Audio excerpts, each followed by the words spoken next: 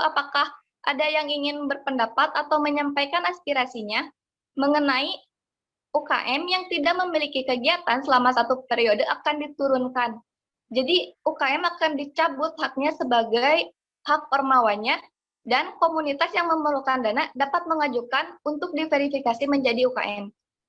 Baik, kepada Saudara Farhan, dipersilakan untuk mengaktifkan mikrofonnya. Cek, suara saya kedengaran? Terdengar. Oke, baik. Terima kasih, moderator. Sebelumnya mohon maaf saya belum bisa on kamera, di sini sinyalnya lagi kurang bagus. Saya perkenalkan, saya Farhan, Teknik Elektro. Saya Ketua UKM Musik Kingdom periode sekarang. Saya berpendapat tentang yang penggradasian UKM.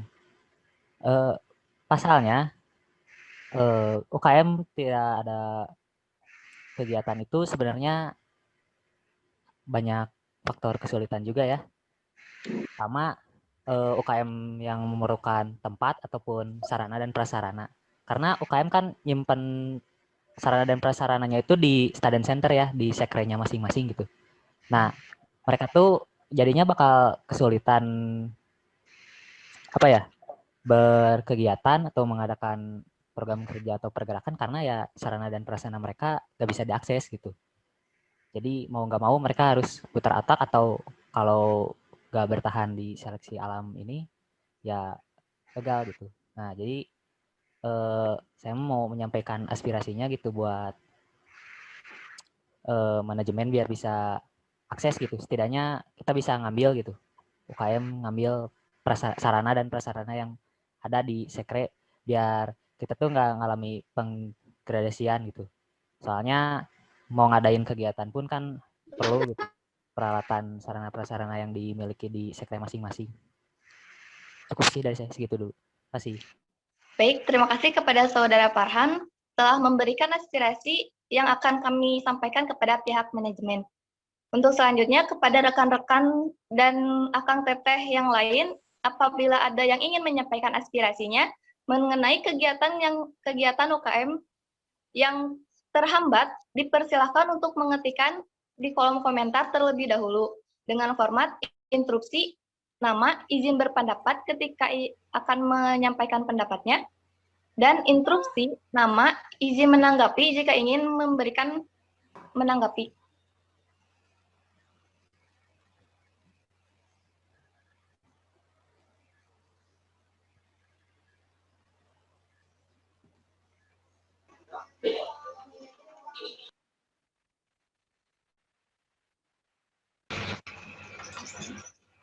Baik, dipersilakan kepada Saudara Reynaldi untuk mengaktifkan mikrofonnya. Baik, terima kasih. Sebelumnya, apa suara saya terdengar? Siap, terdengar. Baik, perkenalkan nama saya Reynaldi. Saya di sini sebagai ketua Saga yang tahun sekarang gitu. Nah, untuk isu kali ini mungkin ada sama juga seperti yang sebelumnya oleh Farhan disampaikan mengenai tentang kegiatan kami sebagai UKM gitu kan ya. Dalam keadaan seperti ini kalau ada penggradasian seperti itu, kalau saya sendiri saya tidak setuju gitu ya. Apalagi untuk dari UKM kami kegiatannya tuh berada di kebanyakan luring gitu, luar jaringan. Jadi ya seperti yang kalian tahu gitu kan, Saga kegiatannya ada di alam gitu. Nah sedangkan untuk izin sendiri dari Polbannya juga cukup susah gitu untuk mengadakan kegiatan seperti di alam. Nah juga untuk dari kami untuk perihal peralatan juga banyak kegiatan Saga yang di luar yang kami juga mempunyai peralatannya tersendiri gitu. Nah, si peralatannya tuh tersimpan di sekre kami. Nah, semoga aja gitu. Kedepannya tuh ada kemudahan untuk kami mengakses student center gitu. Mau itu sebagai pembersihan sama untuk mengambil alat yang ada di sekre. Nah, karena alat-alat tersebut kalau misalkan tidak dirawat, maka nantinya juga akan menjadi hambatan bagi kami gitu sebagai UKM yang berkegiatan di alam. Mungkin kedepannya agar kami gitu UKM bisa bergerak dalam kegiatan masing-masing UKM, maka izin dari Polbannya juga harus lebih mudah gitu. Karena kalau misalkan izin dari Polban juga mengharuskan untuk protokol kesehatan ataupun apapun itu, kami juga siap gitu. Asalkan dari Polbannya sendiri dapat mengizinkan kegiatan yang akan kami lakukan. Mungkin cukup dari saya. Terima kasih. Baik, terima kasih kepada Saudara Rinaldi telah menyampaikan aspirasinya. Akan kami tampung terlebih dahulu. Lalu selanjutnya untuk rekan-rekan yang lain dan Akang Teteh yang lain, jika ada yang ingin menyampaikan aspirasinya kembali, dipersilakan untuk mengetikkan di kolom komentar terlebih dahulu.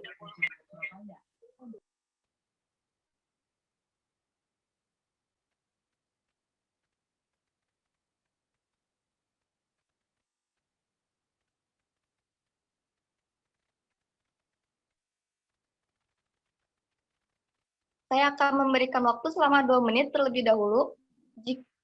Apakah ada yang ingin menyampaikan aspirasinya kembali?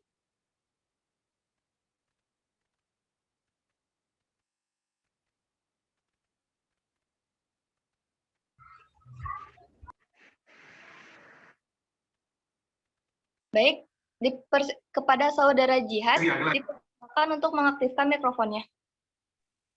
Ya, terima kasih untuk moderator.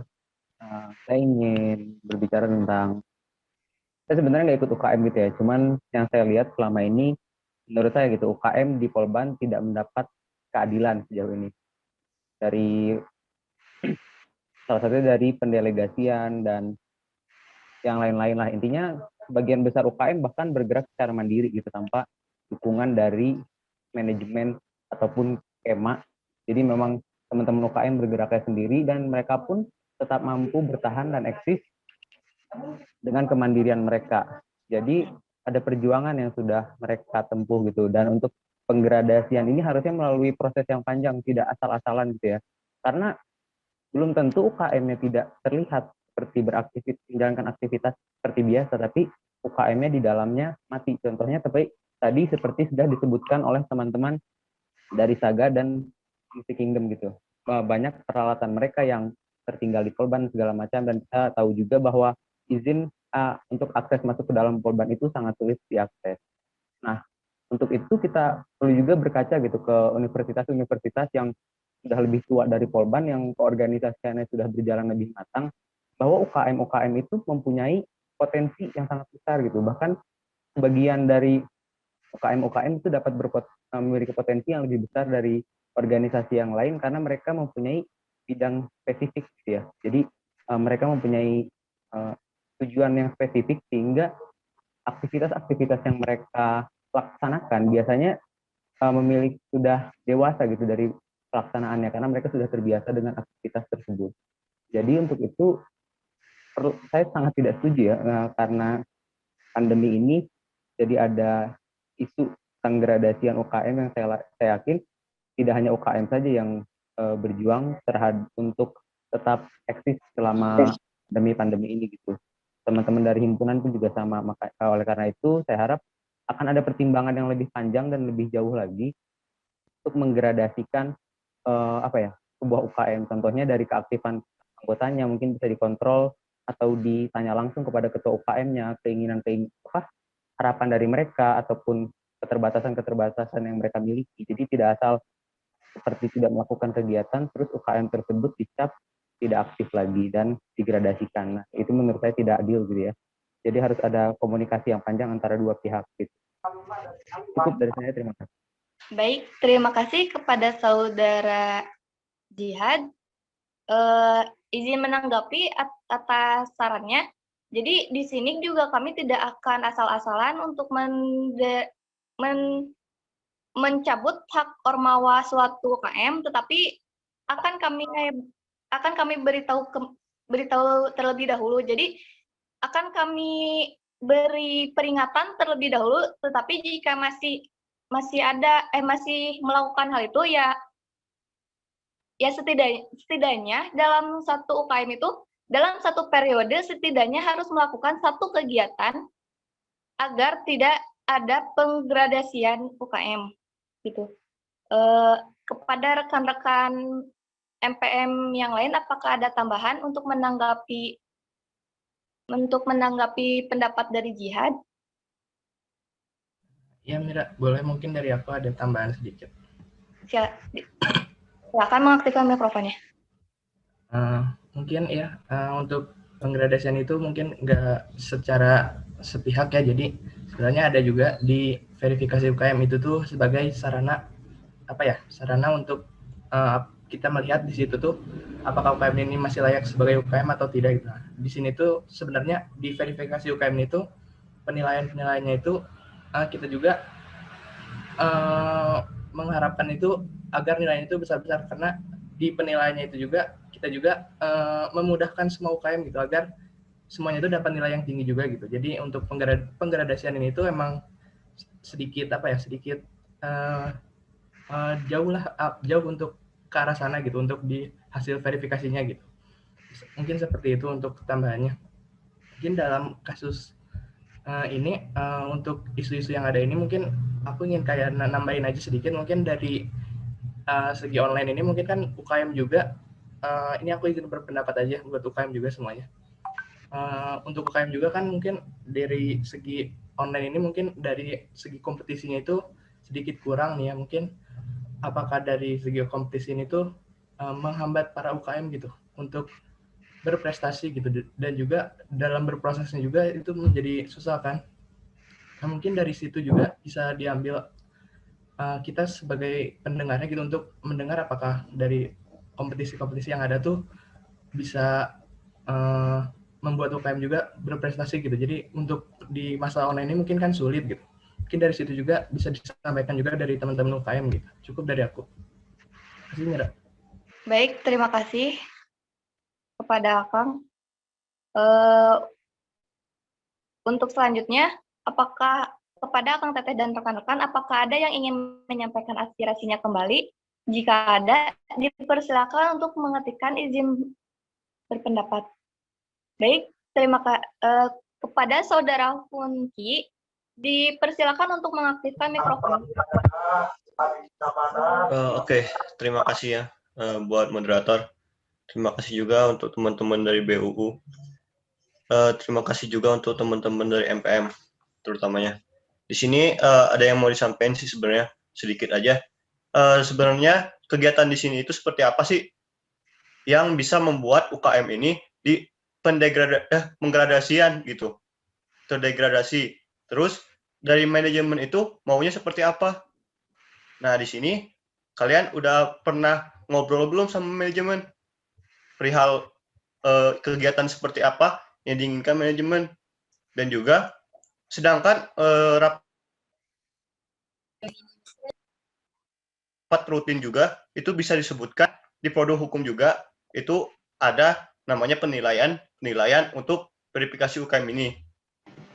Nah, di sini apakah kalian sudah ngobrol belum sama manajemen perihal kegiatan seperti apa yang bisa membuat penggradasian ini?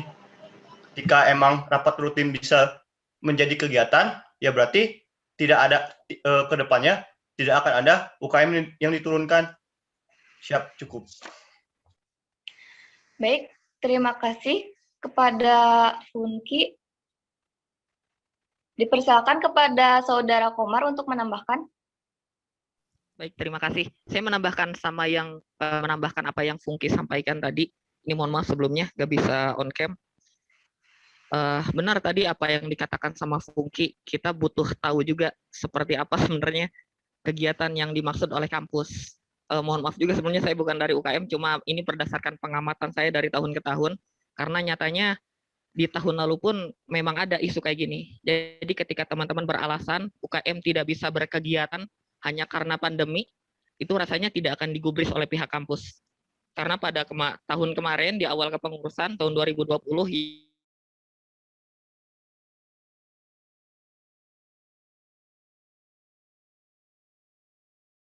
kegiatan harus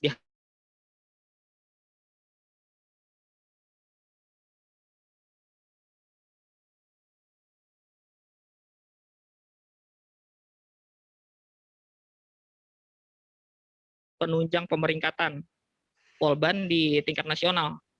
Itu mungkin seperti itu dulu sih yang perlu diklarifikasi oleh kawan-kawan dari MPM. Terima kasih. Baik, terima kasih kepada Saudara Komar. Izin ditekankan kembali untuk kedepannya ini merupakan acara penyampaian aspirasi dan bukan tanya jawab. Jadi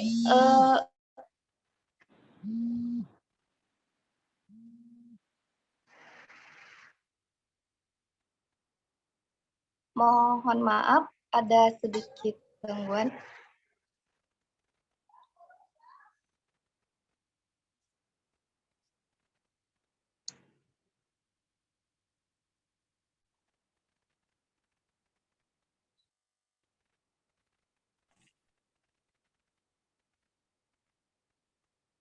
Halo, apakah suara saya terdengar? Terdengar Teh, terdengar. Terdengar. Untuk kegiatannya tersendiri, menurut saya seperti melakukan satu proker dalam Ormawa tersebut gitu. Jadi melakukan satu proker yang ada pada UKM tersebut. Cukup. Untuk rekan-rekan MPM yang lain ada tambahan, dipersilakan.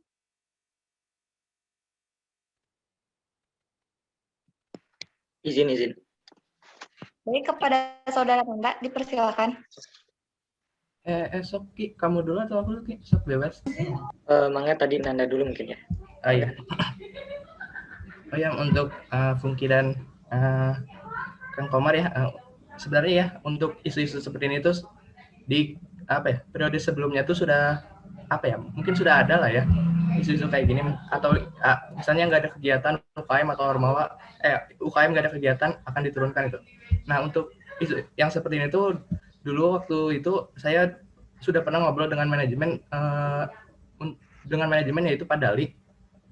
Untuk yang kasus seperti ini tuh untuk yang nggak ada kegiatan itu bukan memang kegiatan yang dimaksud dari manajemen ini tuh seminimal mungkin dari yang online ini tuh harusnya tuh adanya tuh seenggaknya tuh ada kumpul aja tuh, itu dari manajemen sendiri itu sudah dianggap kegiatan gitu. Dari manajemen sendiri itu menganggap dalam pandemi ini tuh seperti kumpul saja tuh dari UKM masing-masing saja tuh itu sudah dianggap kegiatan dari manajemen gitu. Apalagi yang bisa melaksanakan proker dan pergerakan dan lainnya itu sudah bagus atau sudah lebih bagus lagi gitu. Seperti itu gitu. Jadi untuk penggradasian atau dicabut haknya itu emang sebenarnya itu tuh jauh lah, karena untuk penilaian sendiri dari verifnya juga itu dipermudah juga dari kaminya sendiri gitu. Jadi ini tuh ya sebenarnya untuk kasus sebenarnya itu mungkin jauh ya, seperti itu sih mungkin. Dari Fungki ada tanggapan. Cukup Mira dari aku. Baik, terima kasih. Kepada Saudara Yunus, dipersilakan untuk mengaktifkan mikrofonnya.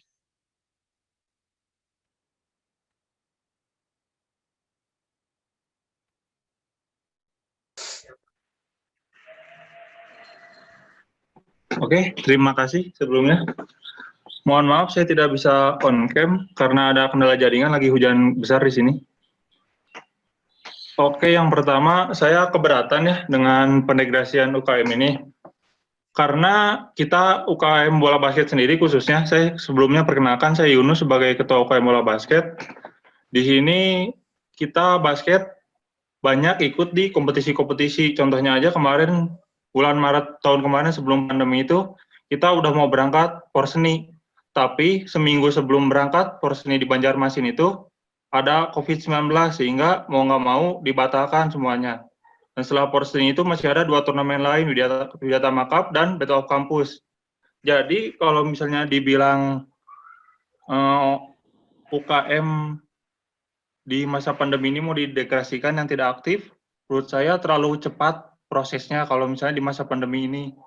Karena pasti banyak UKM yang harus bertemu secara langsung, yang harus berkumpul di suatu tempat dalam melaksanakan kegiatannya.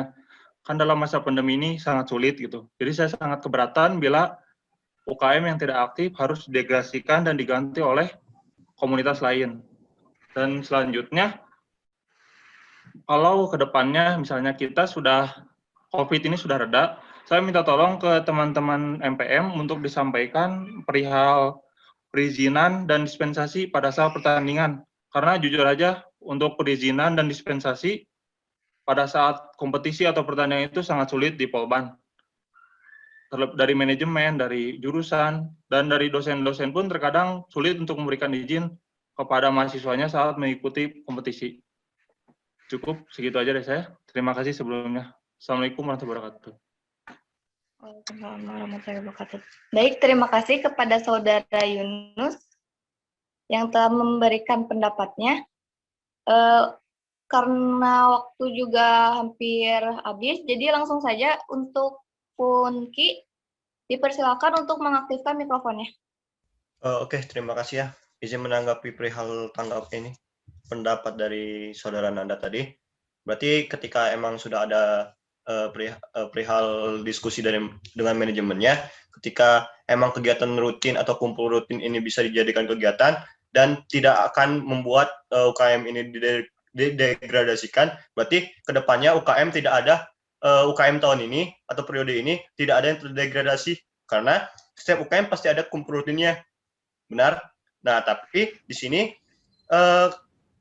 ketika emang nanti kedepannya itu manajemen itu mau kegiatan yang lain selain kumpul rutin, berarti itu ada permasalahan lagi nih.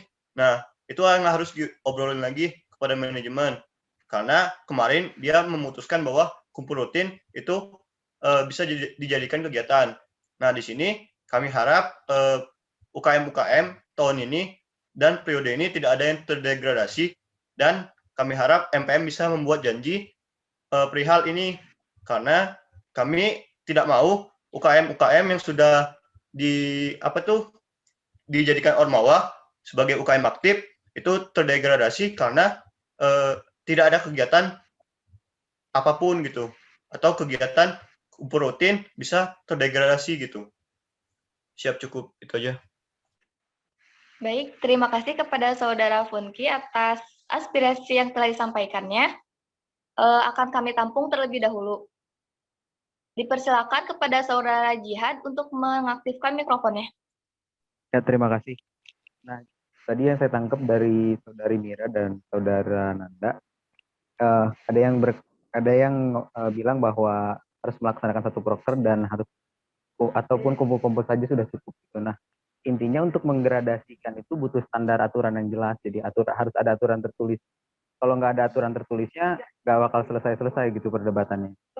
Dan kalau ada aturan tertulisnya, jadi bahkan sebenarnya topik ini pun nggak perlu ada hari ini. Kalau aturan tertulis itu termuat gitu dalam entah ADART KEM ataupun aturan di manajemen. Karena ini menggradasikan UKM itu ya hal yang serius gitu. Jadi kalau tidak ada standar ataupun parameter yang resmi, bakal menimbulkan banyak masalah ke depan. Cukup dari saya.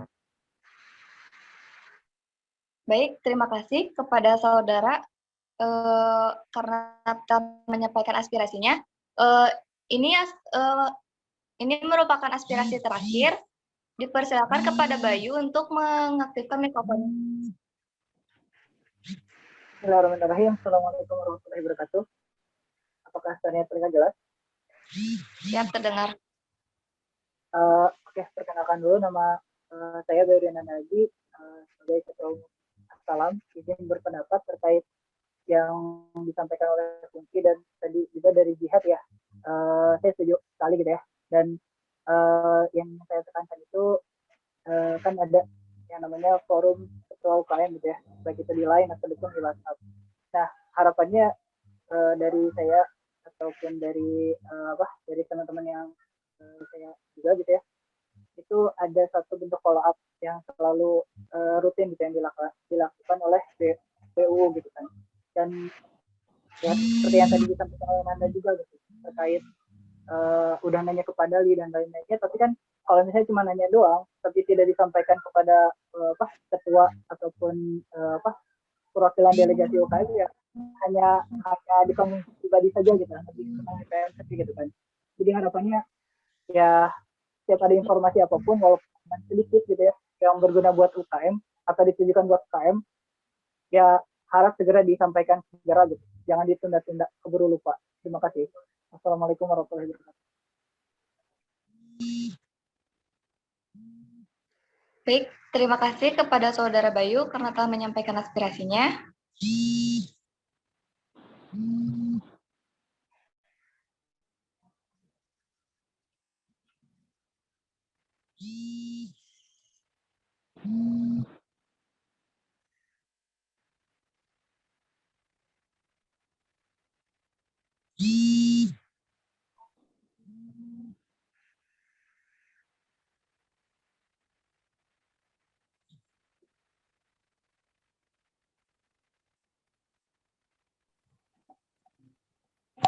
Mohon maaf, sepertinya moderator Mira sedang ada kendala. Saya ambil alih moderator ini. Baik, sepertinya Mira sudah kembali. Saya kembalikan kepada Mira. Mohon maaf dikarenakan ada gangguan sedikit karena untuk Akang Teteh dan rekan-rekan yang masih ingin menyampaikan aspirasinya, baik kepada Saudara Rifki untuk mengaktifkan mikrofonnya. Oke, terima kasih Mira. Sebentar saja, sebetulnya hanya 1 menit, 2 menit saja untuk meluruskan poin-poin yang tadi ya. Jadi tujuan isu atau isu ini diangkat, pertama harus bedakan antara isu dan kebijakan. Ini baru isu, jadi isu ini belum ada aturannya, belum ada indikatornya seperti apa, tapi baru muncul isunya nanti seperti ini. Terus yang kedua, tujuan isu ini dipantik agar tadi kita alhamdulillah akhirnya tahu gitu, teman-teman, kenapa tidak bisa melaksanakan kegiatan di masa pandemi khususnya ya, UKM olahraga itu kenapa? Tadi alhamdulillah ternyata masalah-masalah teknis yang awalnya MPM tidak tahu, ternyata jadi tahu gitu. Seperti mulai tidak bisa mengakses XC, kemudian dari mulai tidak adanya perizinan kegiatan, poin-poin tersebutlah yang kita butuhkan nantinya bisa kita sampaikan gitu kepada manajemen. Nah itu mungkin tujuannya.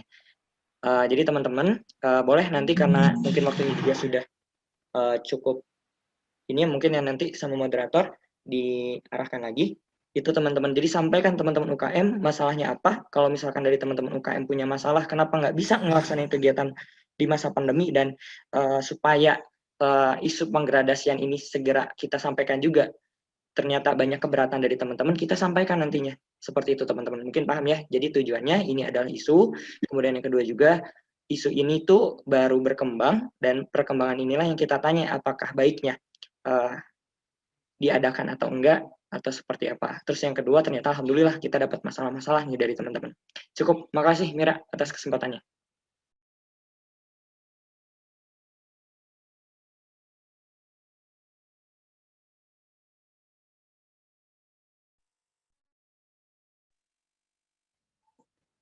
Baik, saya ambil alih kepada rekan-rekan Akang Teteh. Bagi yang ingin memberikan aspirasinya, bisa melalui kolom komentar dengan menuliskan interupsi, koma, nama, izin berpendapat.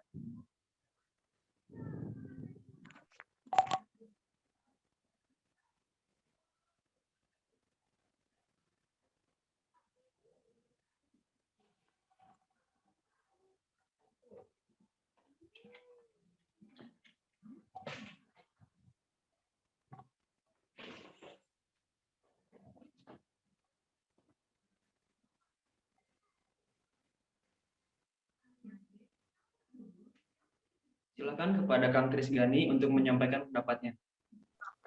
Oke, terima kasih moderator. Perkenalkan, nama saya Trisgani dari Teknik Elektro. Mungkin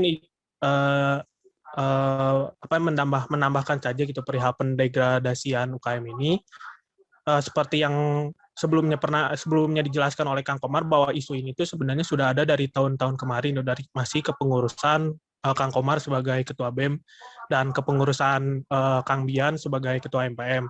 Nah, supaya isu pendegradasian UKM ini dapat segera terselesaikan, jadi kedepannya nih dari teman-teman MPM bisa benar-benar diperjelas kembali kepada pihak manajemen mengenai isu pendegradasian ini seperti apa. Jika memang isu pendegradasian ini benar adanya, teman-teman dari MPM bisa meminta kejelasan dasar hukum yang memang nanti bisa dipegang oleh teman-teman UKM itu sebagai pegangan untuk kedepannya berkegiatan. Apakah memang jika tidak berkegiatan, misalnya dalam notabene tidak ada program kerja ini, berarti otomatis didegradasi karena tidak ada kegiatan, atau kegiatan yang seperti apa. Sehingga kedepannya ada parameter-parameter dari tiap-tiap UKM untuk menentukan kegiatan-kegiatannya. Sehingga hal ini tidak terus menjadi isu, karena isu ini sudah ada dari sebelum-sebelumnya, itu dari kepengurusan sebelumnya sudah ada. Sehingga kedepannya tidak perlu ada pembahasan lagi hal seperti ini itu untuk kedepannya. Mungkin dari saya seperti itu. Cukup. Terima kasih. Baik, terima kasih kepada Kang Trisgani atas pendapatnya. Baik, kepada rekan-rekan Akang Teteh sekalian yang ingin menyampaikan aspirasinya, bisa mengetikkan di kolom komentar interupsi nama izin berpendapat.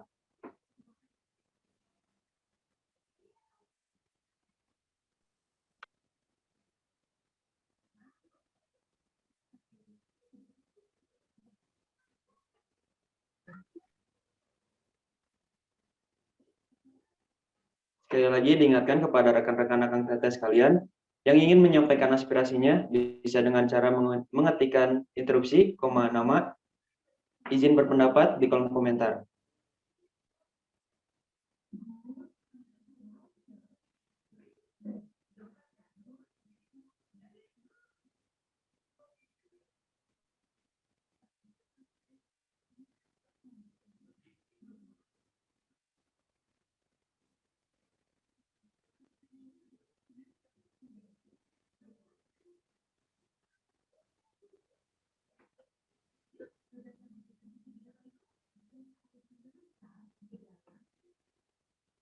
Sekali lagi saya sampaikan bagi para Akang Teteh serta rekan-rekan yang ingin menyampaikan aspirasinya bisa dengan cara mengetikkan izin interupsi, nama, izin berpendapat.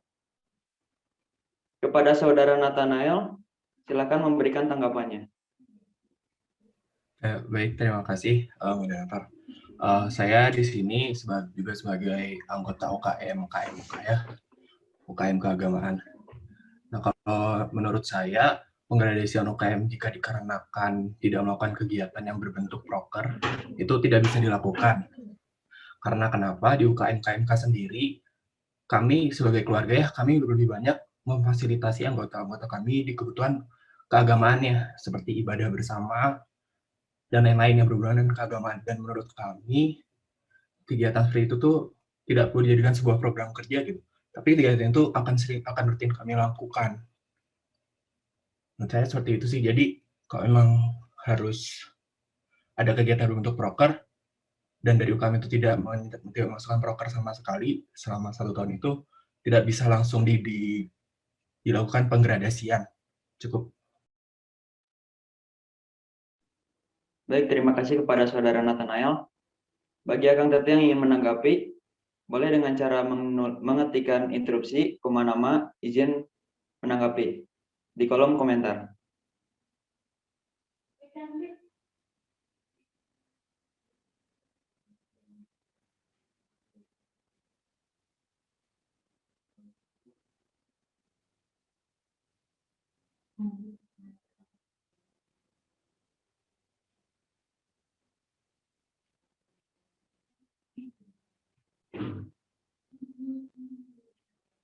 Baik, kepada Saudara Ahdan, silakan menanggapinya. Baik, bismillahirrahmanirrahim. Assalamualaikum warahmatullahi wabarakatuh. Sebelumnya saya setuju sama Saudara Dewa perihal UKM ini. Salah satu sisi, bukan hanya Ormawa, bukan hanya Orda, tapi UKM juga menjadi salah satu wadah buat mahasiswa-mahasiswi yang ada di Kemapolban, di mana mereka pun pastinya mencari hal-hal yang menjadi basic ataupun keinginan dan harapan mereka selama berada di bangku sekolah. Jadi menurut saya kalau misalkan ada pun pendegradasian terhadap UKM ini, jujur saya tidak setuju sama sekali. Soalnya satu sisi, walaupun program kerja ataupun kegiatan secara rutin tidak bisa dilaksanakan, tapi setidaknya kegiatan kumpul harian ataupun kumpul rutin bisa menjadi satu langkah buat mereka melakukan sharing gitu. Siapa tahu di tahun berikutnya mereka pasti ada kegiatan yang telah mereka rencanakan selama 1 tahun ke depan, walaupun mereka tidak mengadakan kegiatan ataupun program kerja selama 1 tahun penuh. Cukup.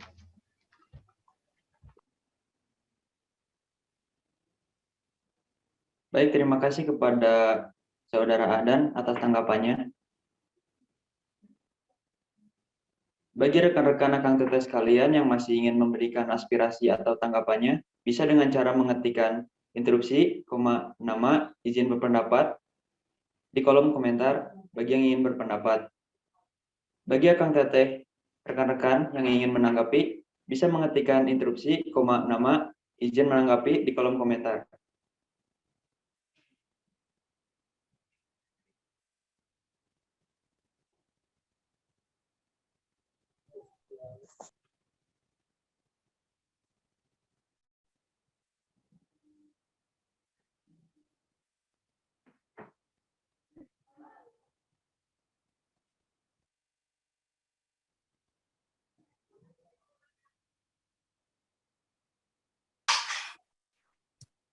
Sekali lagi saya ingatkan kepada Akang Teteh, rekan-rekan mahasiswa Polban sekalian, yang ingin memberikan tanggapannya ataupun pendapat aspirasinya, bisa dengan cara mengetikkan interupsi, nama, izin berpendapat di kolom komentar.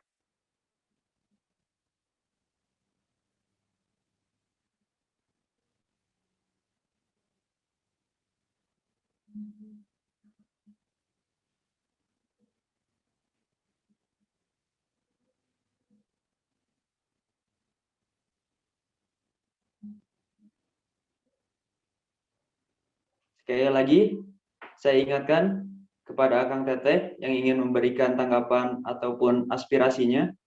Mungkin ini aspirasi terakhir karena keterbatasan waktu yang kita miliki. Bisa dengan cara mengetikkan interupsi, nama, izin berpendapat di kolom komentar.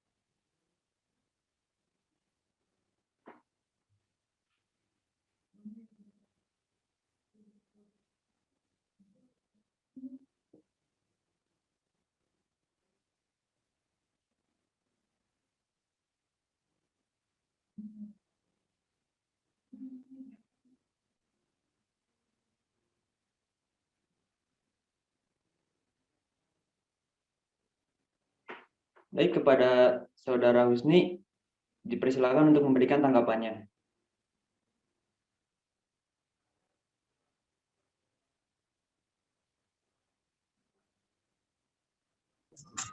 Sebelumnya maaf apakah suara saya terdengar? Terdengarkan. Maaf juga tidak bisa on cam dikarenakan sedang dalam perjalanan. Baik, perkenalkan terlebih dahulu, saya Husni Fadila dari UKM Tenis Meja.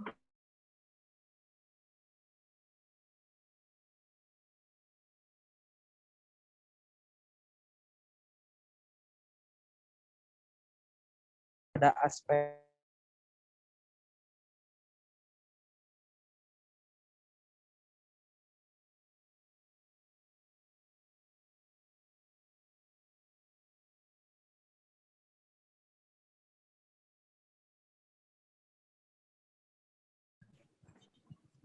Baik, terima kasih. Saya tanya kepada MPM, apakah ada yang ingin memberikan tanggapannya?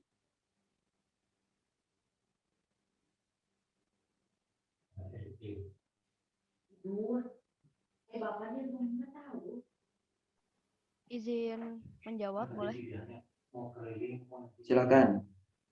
Oke, untuk izin menjawab untuk pertanyaan dari Husni, untuk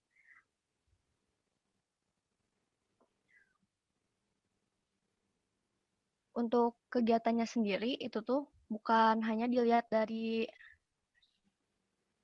kegiatannya saja gitu. Jadi di sini juga kayak dilihat juga apakah keanggotaannya itu emang sesuai atau tidak. Terus juga kan apakah si UKM tersebut itu masih fungsinya itu masih sesuai dengan dan tujuannya itu masih sesuai atau tidak. Selain itu juga apakah si kepengurusannya ini emang jelas atau tidak. Sebenarnya itu tuh ada beberapa syarat juga gitu untuk sebelum bisa dilakukan pendegradasian itu. Kayak gitu sih. Kira-kira jelas gak? Atau masih kurang jelas?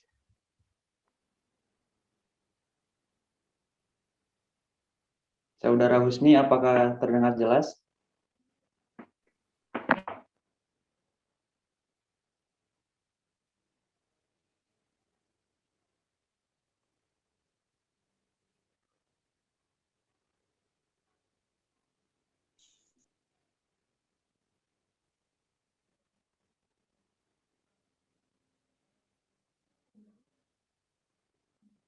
Baik, karena waktu yang sangat singkat, saya cukupkan sekian.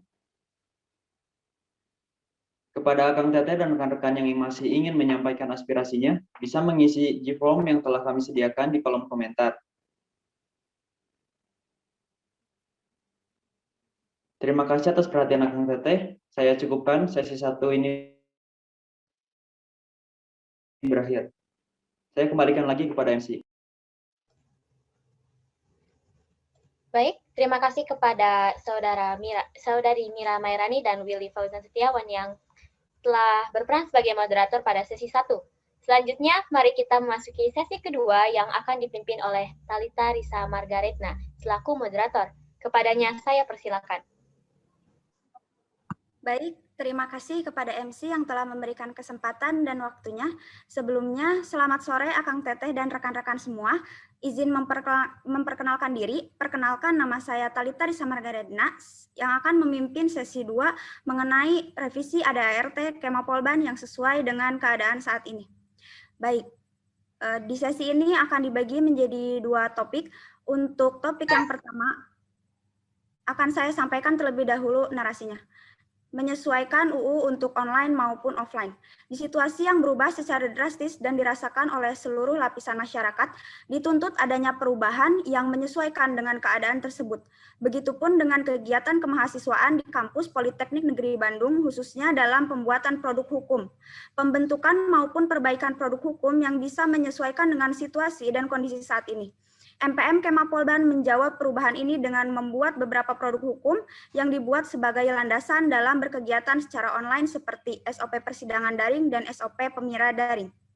Baik, untuk topik pertama, pembacaan narasi telah selesai.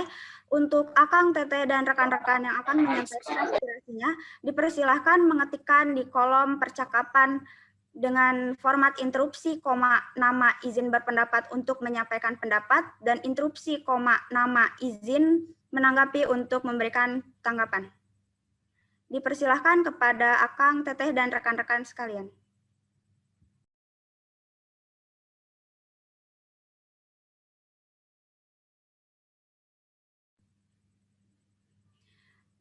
Baik, sekali lagi kepada Akang Teteh dan rekan-rekan sekalian, apabila ada yang akan menyampaikan aspirasinya, dipersilahkan mengetikkan interupsi, nama izin berpendapat untuk menyampaikan pendapat.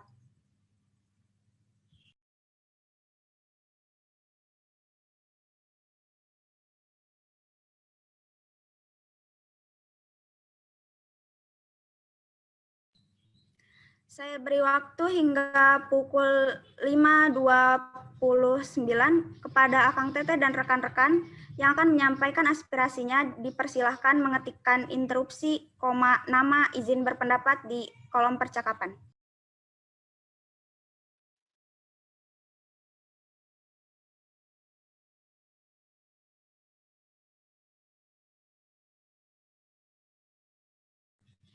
Baik, kepada Saudara Noval dipersilahkan mengaktifkan mikrofonnya.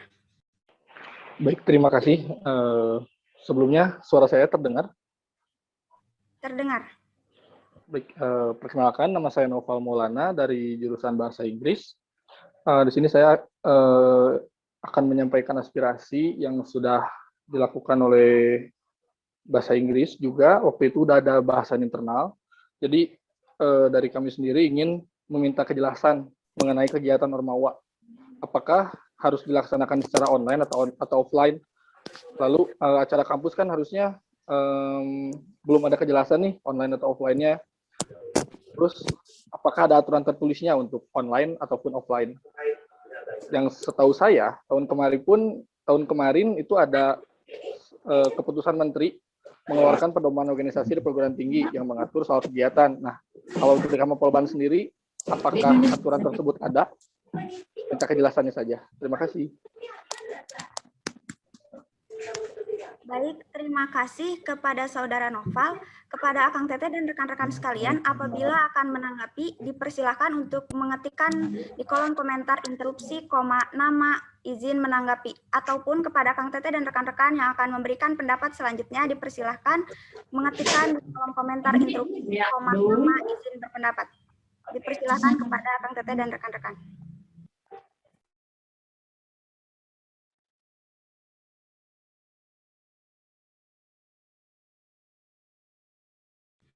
Baik, dipersilahkan kepada Saudari Nurvina untuk mengaktifkan mikrofonnya. Baik, terima kasih kepada moderator. Sebelumnya mohon maaf saya tidak bisa on cam karena di sini cuacanya tidak mendukung dan berpengaruh terhadap jaringan. Izin menanggapi terkait kegiatan Ormawa. Nah, untuk kejelasan kegiatan Ormawa itu antara offline dan online itu sebenarnya bukan ranah legislatifnya MPM, tetapi itu ranahnya manajemen. Jadi kalau kejelasan atau kebijakan mengenai kegiatan Ormawa offline atau online mungkin nanti bisa diadvokasikannya ke manajemen langsung.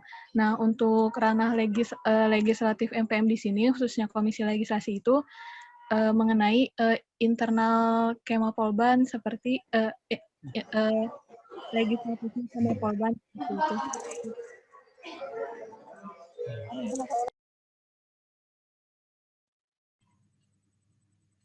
Baik, kepada Saudari Nurvina, apakah dicukupkan? Cukup, moderator. Terima kasih. Baik, terima kasih kepada Saudari Nurvina atas tanggapannya. Kepada Akang Teteh dan rekan-rekan yang akan menyampaikan pendapat atau aspirasi selanjutnya, dipersilahkan untuk mengetikkan interupsi, nama, izin berpendapat di kolom komentar.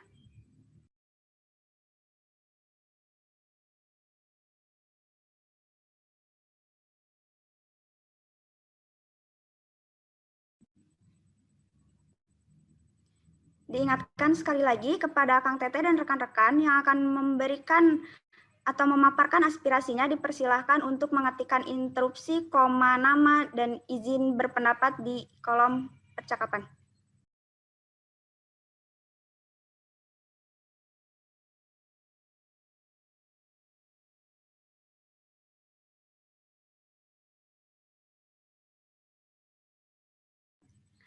Saya tunggu hingga pukul 5.33 kepada Akang Teteh yang akan menyampaikan aspirasinya, dipersilahkan.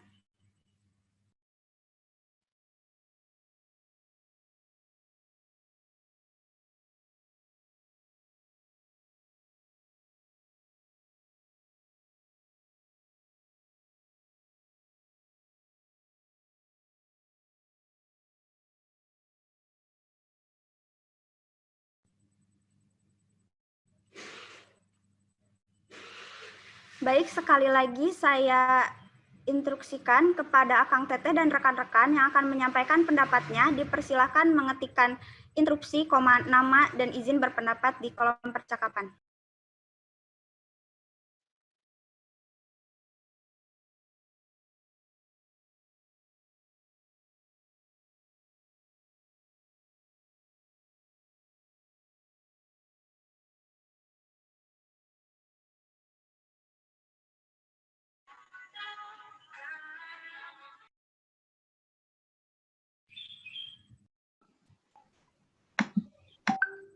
Kepada Akang Teteh dan rekan-rekan yang ada di room Zoom ini, dimohon untuk kondusif. Baik, kepada Saudara Fungki, dipersilakan mengaktifkan mikrofonnya. Oke, terima kasih ya untuk moderator dan teman-teman MPM dan juga teman-teman legislasi dari MPM. Sebenarnya yang ingin saya sampaikan sih aspirasinya bukan mengenai untuk revisi ADART sih sebenarnya, tapi di sini urgensi yang paling urgent gitu ya. Menurut saya itu yang tidak relevan lagi itu deklarasi Kema sama Piagam Agungnya, karena isi-isinya juga itu sudah ya tidak relevan dengan periode sekarang, karena itu sudah beberapa tahun yang lalu, hampir 10 tahun kalau nggak salah. Nah, itu harus direvisi lagi. Cukup dari aku. Baik, terima kasih kepada Saudara Fungki atas pendapatnya. Apakah Akang dan Teteh juga rekan-rekan ada yang akan menanggapi? Dipersilahkan untuk mengetikkan interupsi, nama, izin menanggapi untuk memberi tanggapan. Atau kepada Akang, Teteh, dan rekan-rekan yang akan menyampaikan pendapat selanjutnya, dipersilahkan mengetikkan interupsi, izin berpendapat untuk menyampaikan pendapatnya. Dipersilahkan.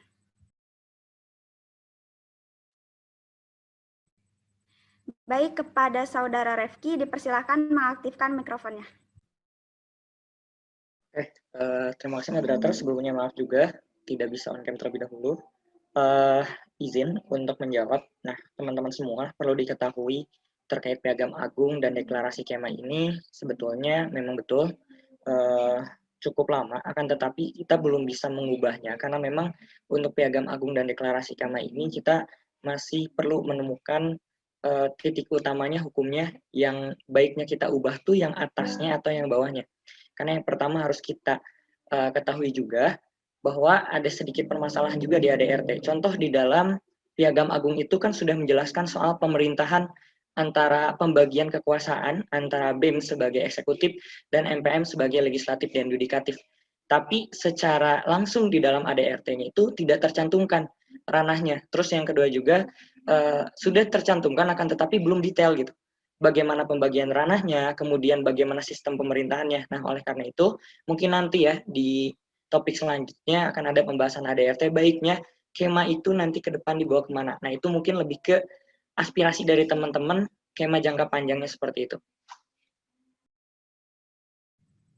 Baik, apakah dicukupkan kepada Saudara Refki?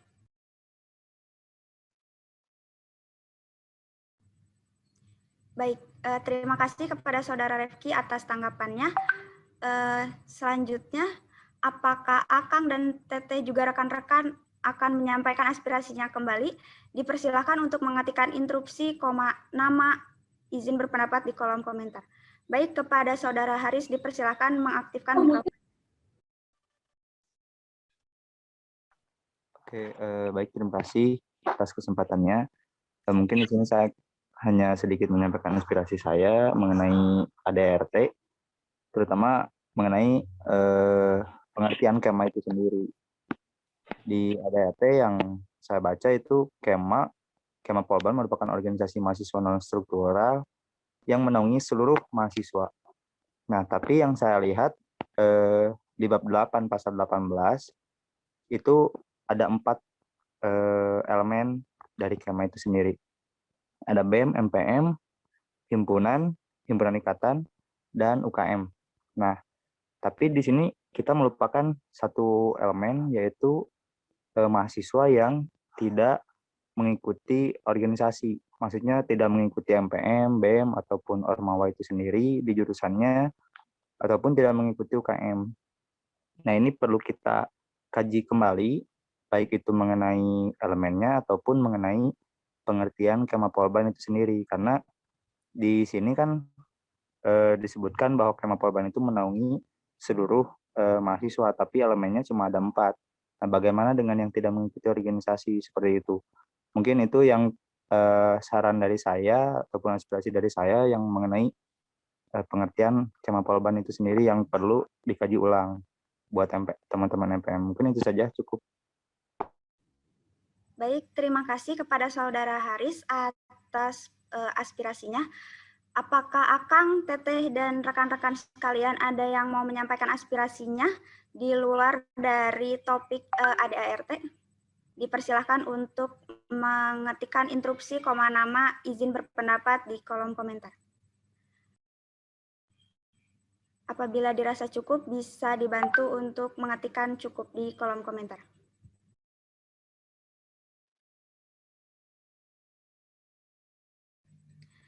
Baik, dipersilakan kepada Saudara Komar untuk mengaktifkan mikrofonnya. Baik, terima kasih moderator. Suara saya kedengeran ya? Terdengar, Kang.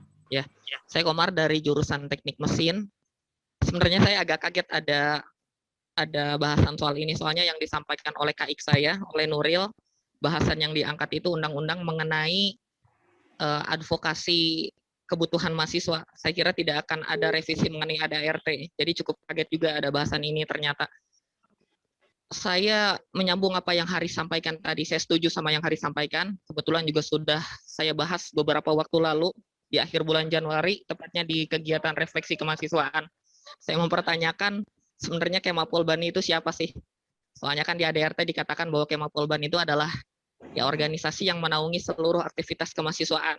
Padahal di sisi lain dikatakan juga bahwa Kemapolban itu adalah 4 elemen. Jadi sebenarnya Kemapolban ini siapa? Organisasi yang menaungi semua mahasiswa yang melakukan kegiatan kemahasiswaan, atau hanya sekedar MPM, BEM, UKM, atau himpunan ikatan.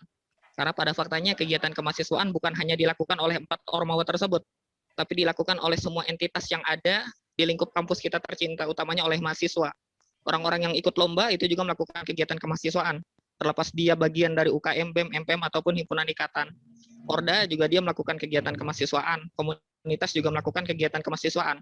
Jadi Kema ini siapa sebenarnya? Itu rasanya yang perlu kita refleksikan bersama dan diperbaiki dari ADART kita. Beralih dari sana, setelah kita tahu Kema itu siapa, maka sepertinya kita perlu ada aturan khusus mengenai keanggotaan Kemapolban. Karena kalau di Kema Unpad, kalau tidak salah itu ada keanggotaan Kema Unpad. Kema Unpadnya itu siapa? Dan orang-orang tersebut akan keluar dari Kema Unpad kalau bagaimana. Jadi ada aturan-aturan khusus mengenai keanggotaan. Jadi tidak bebas juga, Kema tidak sebebas yang seperti kita kira. Rasanya banyak hal yang perlu kita revisi juga, perlu diamandemen juga dari ADART. Tapi sebelum ke bahasan yang selanjutnya, saya pengen bertanya dulu ke teman-teman dari MPM. Revisi ADART Kemapolban yang disesuaikan dengan keadaan. Maksud keadaan ini bagaimana nih? Apakah keadaan yang relevan dengan sekarang, dalam artian tahun 2021, atau keadaan pandemi? Mungkin bisa diklarifikasi terlebih dahulu. Terima kasih. Baik, terima kasih kepada Kang Komar atas pendapatnya. Dipersilahkan terlebih dahulu kepada Saudari Nurvina untuk menanggapi. Baik, terima kasih moderator. Sebelumnya terima kasih kepada Saudara Haris dan Saudara Komar yang sudah memberikan aspirasinya. Izin memberikan tanggapan. Kalau maksud dari keadaan ini tuh bukan di luar keadaan pandemi, jadi keadaan saat ini 2021 dan kita melihat juga dari refleksi Kema dan dari aspirasi sebelumnya pun emang ADART ini cukup kompleks dan cukup perlu dibahas dan perlu direvisi untuk periode saat ini. Seperti itu, Kang. Terima kasih. Oke, boleh saya melanjutkan, moderator? Baik, dipersilakan kepada Kang Komar. Ya, oke. Terima kasih, Nurvina. Berarti memang sesuai. Kalau memang tadi dengan keadaan pandemi justru aneh. ADART ini kan dasar. Jadi dasar itu harus bisa dipakai di segala kegiatan, dalam artian segala situasi. Jadi aneh kalau disesuaikan dengan keadaan pandemi. Mungkin nanti judulnya bisa diperbaiki aja. Yang relevan dengan zaman misalkan atau gimana gitulah. Tadi berangkat dari apa yang saya sampaikan mengenai keanggotaan, nanti kita bakal tahu beberapa hal ke depannya. Kalau kita udah tahu anggotanya siapa aja, lantas kita bisa bahas keputusan tertingginya ada di mana. Apakah akan konsisten dengan keputusan tertingginya ada di legislatif di MPM, yang sebagai ya lembaga tertingginya, atau dibalikin lagi ke konsep yang biasanya memang dipakai oleh kampus-kampus yang sistemnya Kema, dibalikin ke Kongres. Kalau kita udah tahu pengambil keputusan tertingginya siapa, kita akan menentukan status dari rakor itu sendiri bagaimana. Apakah BEM ketika mengambil keputusan harus dibawa ke rakor, atau BEM punya kewenangan tersendiri untuk mengambil kebijakan, termasuk dalam mengambil kebijakan luar negeri, dalam artian mengambil kebijakan luar kampus. Ketika BEM tergabung dalam forum luar, BEM diberi kewenangan untuk mengambil kebijakan prerogatif KBM-nya atau enggak? Apakah harus dibawa ke rakor dulu, harus dibawa ke konsol Kema atau gimana? itu tidak ada di ADRT kita, dan ADART kampus lain itu punya. Jadi rasanya banyak hal juga yang perlu kita lengkapi dari ADRT ini. Tadi mengenai keanggotaan, mengenai status rakor, dan saya kira masih banyak lagi, sudah saya bahas banyak di refleksi kemarin. Dan selain itu, mungkin selain ADRT, utamanya tadi ADART yang harus diperbaiki, yang harus diamandemen, mungkin ada beberapa hal yang perlu kita pertimbangkan juga mengenai undang-undang, mengenai produk hukum yang lain. Mungkin teman-teman bisa membuat SOP mengenai mediasi, nanti soalnya mediasinya emang agak susah, tahun kemarin juga banyaknya ke BEM, padahal fungsi mediasinya ada di MPM, terus juga mungkin ada undang-undang mengenai yudikatif, mengenai penyelesaian sengketa, karena yang saya tahu undang-undang mengenai yudikatif itu tidak ada. Kalau di kampus lain ada, di Universitas Indonesia itu ada. Malah ada lembaga tersendiri, yaitu Mahkamah Mahasiswa. Kalau di kita nggak ada kan, fungsi yudikatifnya dipegang oleh kawan-kawan dari MPM. Jadi kalau teman-teman MPM masih pengen megang kekuasaan yudikatif, rasanya perlu membuat undang-undang mengenai yudikatif. Terus ada pengambilan keputusan luar negeri, seperti yang saya bilang tadi, terus ada juga undang-undang pembinaan anggota Kemah Polban. Kalau dalam hal ini berarti undang-undang mengenai kaderisasi. Kita nggak punya rancangan umum kaderisasi, jadi rasanya kita perlu tahu pembinaan Kemah Polban itu anggota-anggotanya harus seperti apakan. Karena anggotanya itu nggak bisa hanya berdasar pada ADART yang sangat singkat itu. Itu terlalu singkat untuk masyarakat Polban yang begitu luas. Jadi kawan-kawan MPM rasanya harus mempertimbangkan untuk dibuatnya undang-undang pembinaan anggota Kemah Polban. Barangkali seperti itu. Mungkin akan lebih baik kalau teman-teman menginformasikan terlebih dahulu, karena saya nggak dapetin bahasan ini di rakor kemarin dari ketua ikatan saya, atau memang ada miskomunikasi atau bagaimana, saya tidak tahu. Karena bahasan seperti ini perlu kajian yang mendalam. Bukan cuma bahasan selewat yang langsung bisa disikapi begitu saja. Terima kasih. Saya kembalikan ke moderator. Baik, terima kasih kepada Saudara Komar atas tanggapannya. Selanjutnya kita lanjut ke topik kedua. Dipersilahkan, operator. Mengenai mengamandemen ADART Kemah. Sebuah anggaran dasar harus benar-benar terimplementasi dalam berjalannya kegiatan di Kemah Polban. Ketika anggaran dasar ini tidak terimplementasi dalam berjalannya kegiatan Kemah Polban, maka dapat dikatakan terjadi ketidaksesuaian dari anggaran dasar dan anggaran rumah tangga dengan pelaksanaan kegiatan Kemah Polban. Oleh karena itu, dibutuhkan revisi anggaran dasar dan anggaran rumah tangga untuk menyesuaikan dengan perkembangan yang terjadi saat ini di Kemah Polban. Selanjutnya. MPM Kemah Polban telah melaksanakan kajian anggaran dasar dan anggaran rumah tangga Kemah Polban dan terdapat poin-poin yang perlu direvisi serta ditambahkan. Poin-poin tersebut adalah yang pertama, definisi Kemah Polban, yang kedua, penjelasan sistem pemerintahan mahasiswa di Polban, yang ketiga, sistem kuota delegasi dan rekrutmen staf muda MPM dan BEM, yang keempat, 14 himpunan atau ikatan dimasukkan ke ADART, dan yang terakhir, sistematika penulisan. Kepada Akang Teteh dan teman-teman, dipersilahkan untuk menyampaikan aspirasinya untuk topik kedua ini dengan mengetikkan interupsi, nama, izin berpendapat untuk menyampaikan pendapatnya, dan interupsi, nama, izin menanggapi untuk memberi tanggapan. Dipersilahkan kepada Akang Teteh dan rekan-rekan.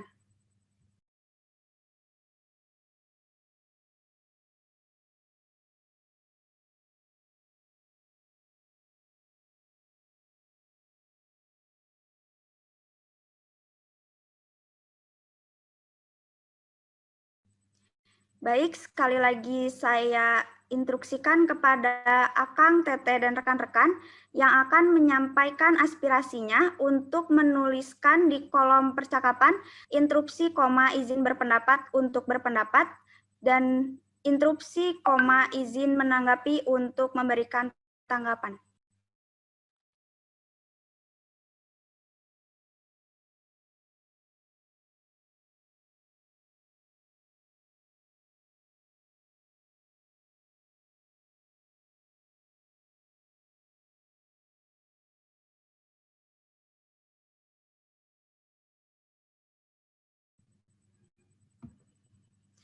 Baik, saya beri waktu hingga pukul 5.50 kepada Akang Teteh dan rekan-rekan yang akan menyampaikan aspirasinya, dipersilahkan.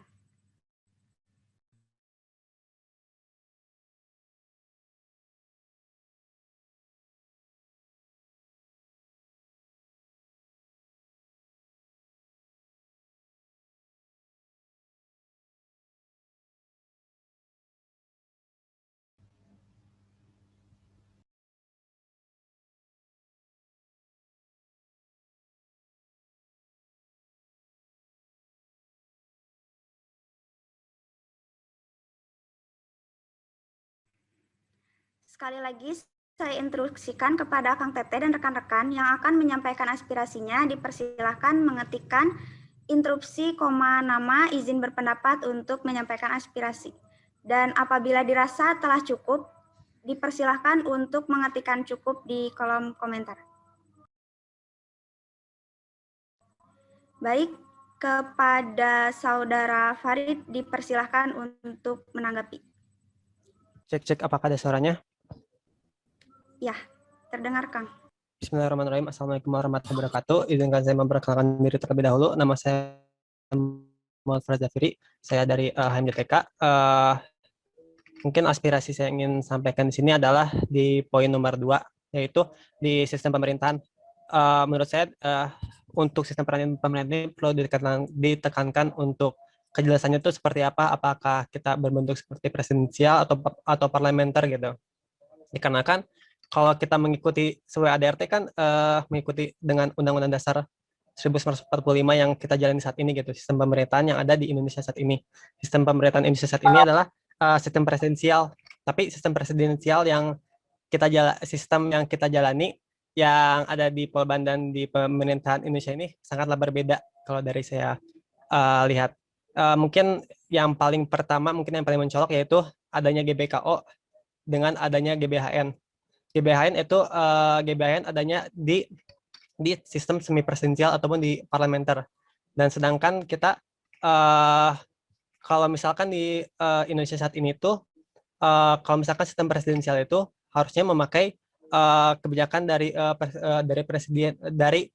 presiden tersendiri, itu adalah kebijakan yang bakal direncanakan selama 5 tahun ke depan gitu. Mungkin itu yang paling mencolok menurut saya. Dan kalaupun kita memakai sistem presidensial, mungkin dari strukturnya pun sudah berbeda gitu. Karena presidensial itu harusnya sejajar dengan legislatif gitu. Jadi mungkin kejelasan tentang parlemen, tentang apakah sistem pemerintahan ini perlu gitu. Dikarenakan kita juga dari himpunan-himpunan ini mengikuti dari pusat gitu, dan kita juga ya emang karena kalau misalkan pusat dari sistemnya seperti ini, kita juga sistemnya seperti gitu.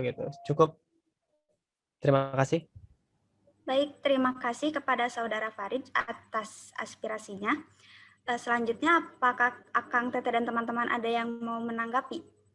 Dipersilahkan untuk mengetikkan interupsi, nama, izin menanggapi.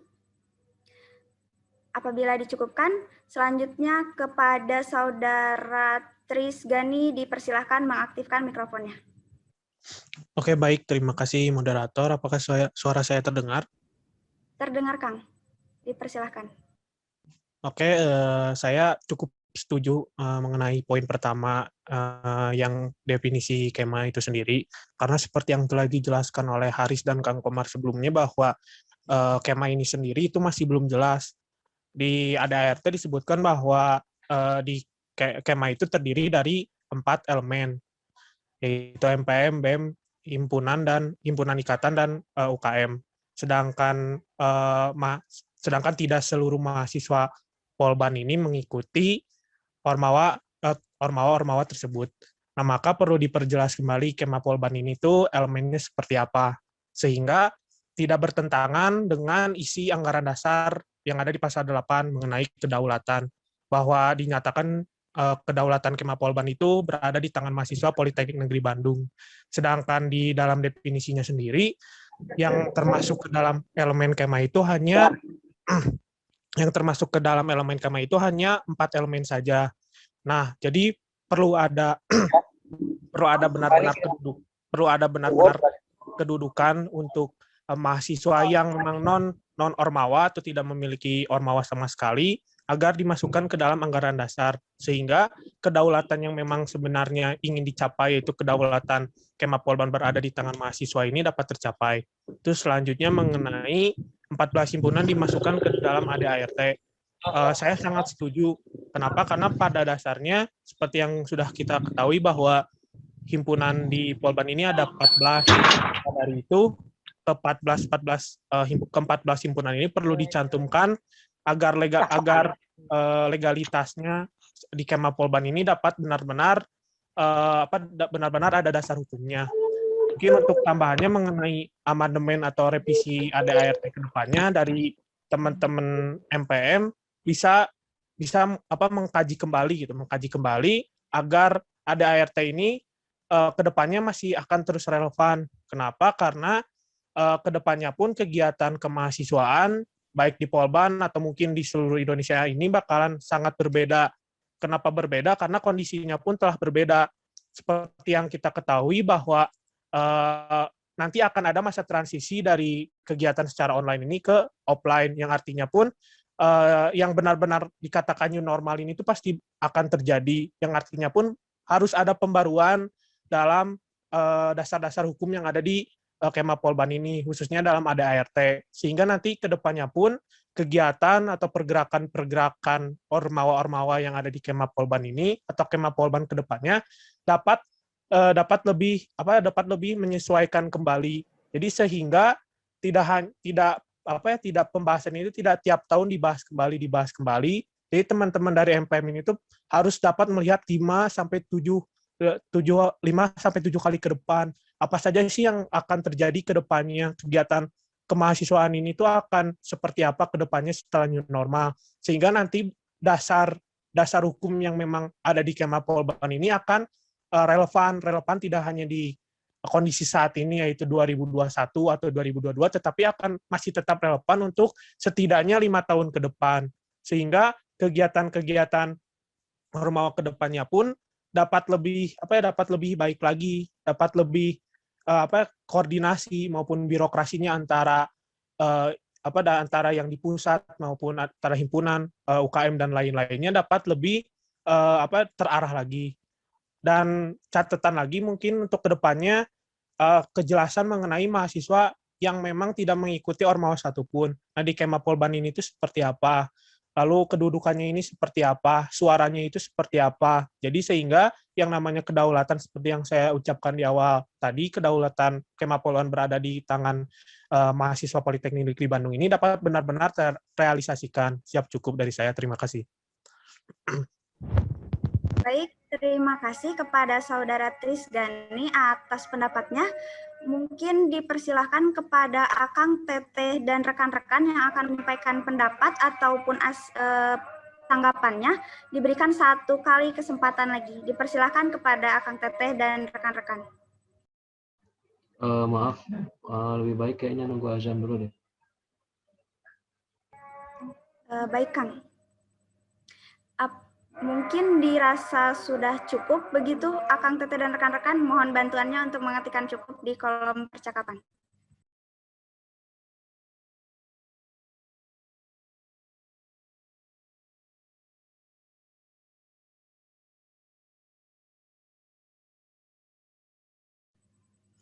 Baik, sepertinya untuk sesi 2 ini dicukupkan. Terima kasih kepada Akang Teteh dan rekan-rekan yang telah menyampaikan aspirasinya. Mohon maaf karena atas adanya keterbatasan waktu. Untuk aspirasi yang belum tersampaikan dapat disampaikan melalui G-Form yang telah disediakan oleh kami di kolom percakapan. Terima kasih. Sekali lagi saya sampaikan, saya Thalita Risa Margaretna, izin pamit undur diri. Selanjutnya saya kembalikan kepada MC. Baik, terima kasih kepada Saudari Thalita Risa Margaretna selaku moderator sesi 2.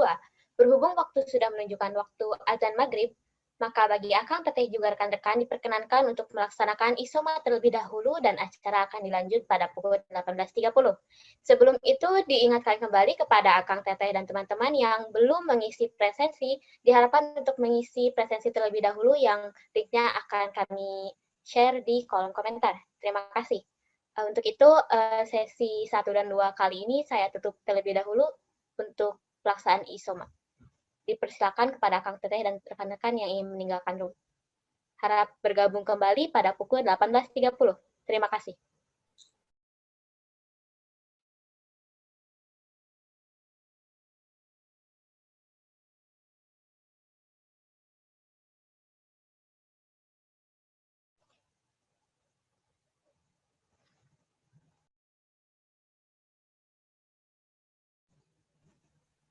Kepada rekan-rekan dan Akang Teteh, apabila dirasa akan sulit kembali untuk join room Zoom ini, maka saya sarankan untuk tidak keluar dari forum Zoom, tapi untuk dibiarkan login saja. Jadi bisa ada dinamika di waktu-waktu udah terulang.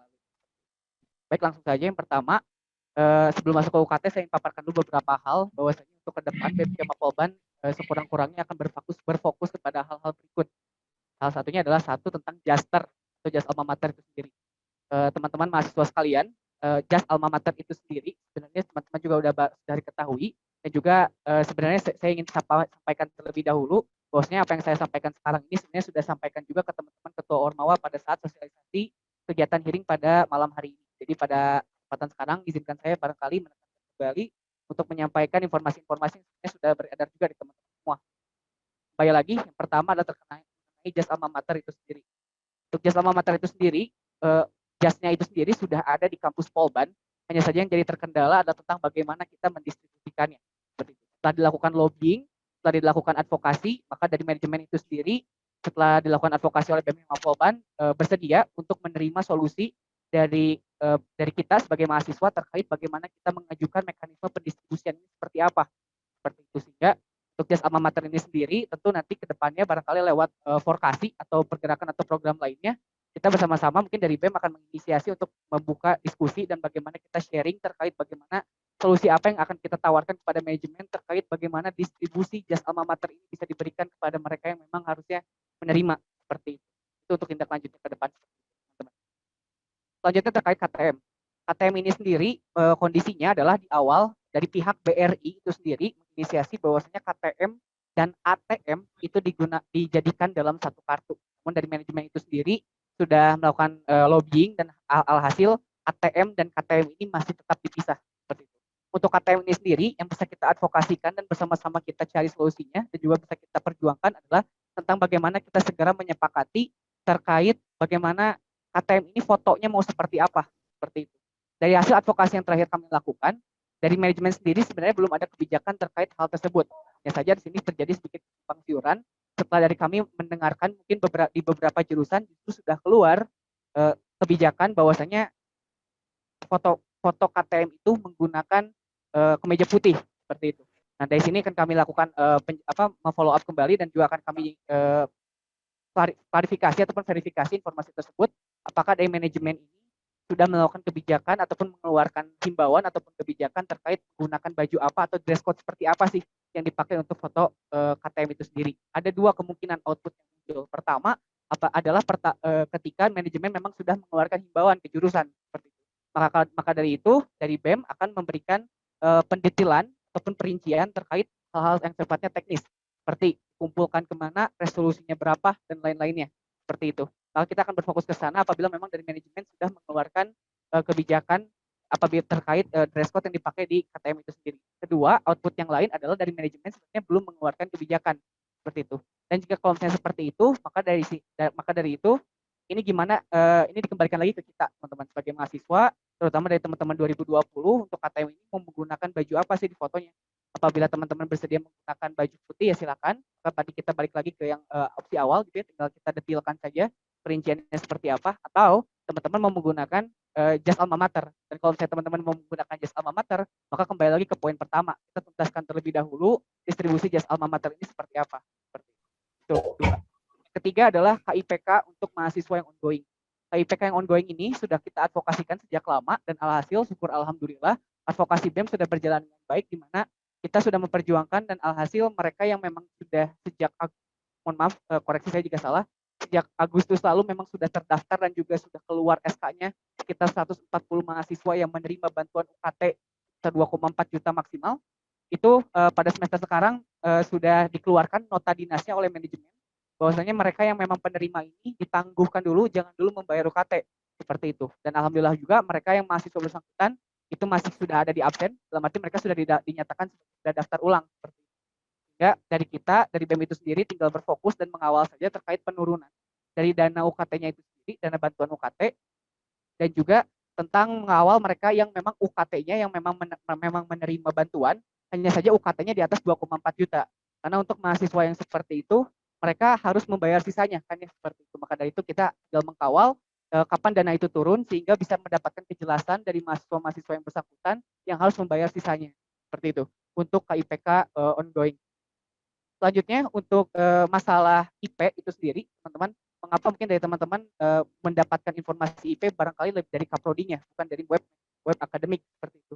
Karena untuk masuk ke dalam web akademik itu harus selesai dulu nanti dari kepala departemen Advo mungkin bisa menambahkan nanti ya, bahwasanya ini diperlukan dulu buku besarnya harus selesai seperti itu, dan buku besar ini harus selesai apabila seluruh prodi yang ada itu memang sudah mengumpulkan seperti itu. Dan ini masih ada terkendala di beberapa jurusan sehingga buku besar ini belum rampung, sehingga mengakibatkan IPK ini atau mungkin IP-nya ini belum muncul di grup akademik atau di laman akademik seperti itu.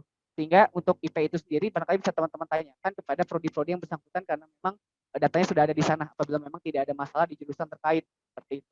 Lalu untuk absen, kami pun memahami bahwasanya dari teman-teman mengalami banyak kendala terkait absen itu sendiri, seperti yang memang sudah ada di edaran sebelumnya, bahwasanya absen ini teman-teman sedang dalam masa uji coba selama 2 minggu seperti itu, dimulai per tanggal 15 Maret sebagai hari pertama kita kuliah. Maka dari situ apabila teman-teman memang selama prosesnya ini memang mengalami banyak sekali kendala, dan mungkin juga kendala-kendala tersebut akan disampaikan di giring sekarang, itu tentu sama teman-teman MPM barangkali nanti dirumuskan saja atau dibukukan, sehingga ketika waktu masa uji coba ini selesai, kita bisa angkat itu ke manajemen sebagai bahan evaluasi ke depannya seperti apa sebelum mengeluarkan kebijakan finalnya seperti itu. Maka dari itu baru sekarang poin ke-6 yaitu terkait UKT itu sendiri. Moderator, mohon maaf, ini feedback ya? Tidak, Kang. Cek. Oke, cukup. Baik, terima kasih kepada Kang. Sorry, bentar. Ya, Kang? Maksud saya cukup, tadi udah nggak feedback. Oh ya, baik. Oke, saya lanjutkan. Baik, Kang. Untuk kuota itu, punten di teman-teman feedback nggak atau double suaranya? Di saya tidak, Kang. Oke, saya lanjutkan. Sudah aman ya teman-teman. Nah ini sekarang yang paling krusial adalah mengenai informasi terkait UKT itu sendiri. Kami paham dari BMKM Polban dan juga dengan jiwa satria kami memahami bahwasanya dalam kesempatan ini juga yang kami paparkan kembali, ini sudah ada di salah satu postingan kami di Instagram BMKM Polban, bahwasanya tenang saja teman-teman bahwa BEM akan selalu bersama mahasiswa. Hanya saja kami pun dengan jiwa satria memahami tentu dalam prosesnya ini ada beberapa hal yang memang bisa dijadikan bahan evaluasi, terutama terkait bagaimana penyebaran informasi ini berlangsung. Karena pemotongan UKT ini sendiri sebenarnya sudah kami paparkan sejak bulan Februari, sekitar di tanggal 27 Februari seperti itu. Hanya saja tadi kami sadar betul bahwa itu dalam hal penyebaran informasinya dengan jiwa satria kami memahami ternyata di sana ada banyak sekali evaluasi yang bisa kita lakukan. Syukur alhamdulillah di masa awal periode ini semua evaluasi yang tersebut bisa kita pakai untuk kepengurusan ke depan. Hanya saja dalam situasional sekarang sebenarnya yang ingin saya sampaikan adalah tentang bagaimana menekankan kembali, barangkali teman-teman juga bisa sampaikan informasi ini kepada teman-teman yang mungkin tidak hadir, bahwasanya mengapa sih di semester sekarang bahwa UKT sekarang itu tidak ada pemotongan.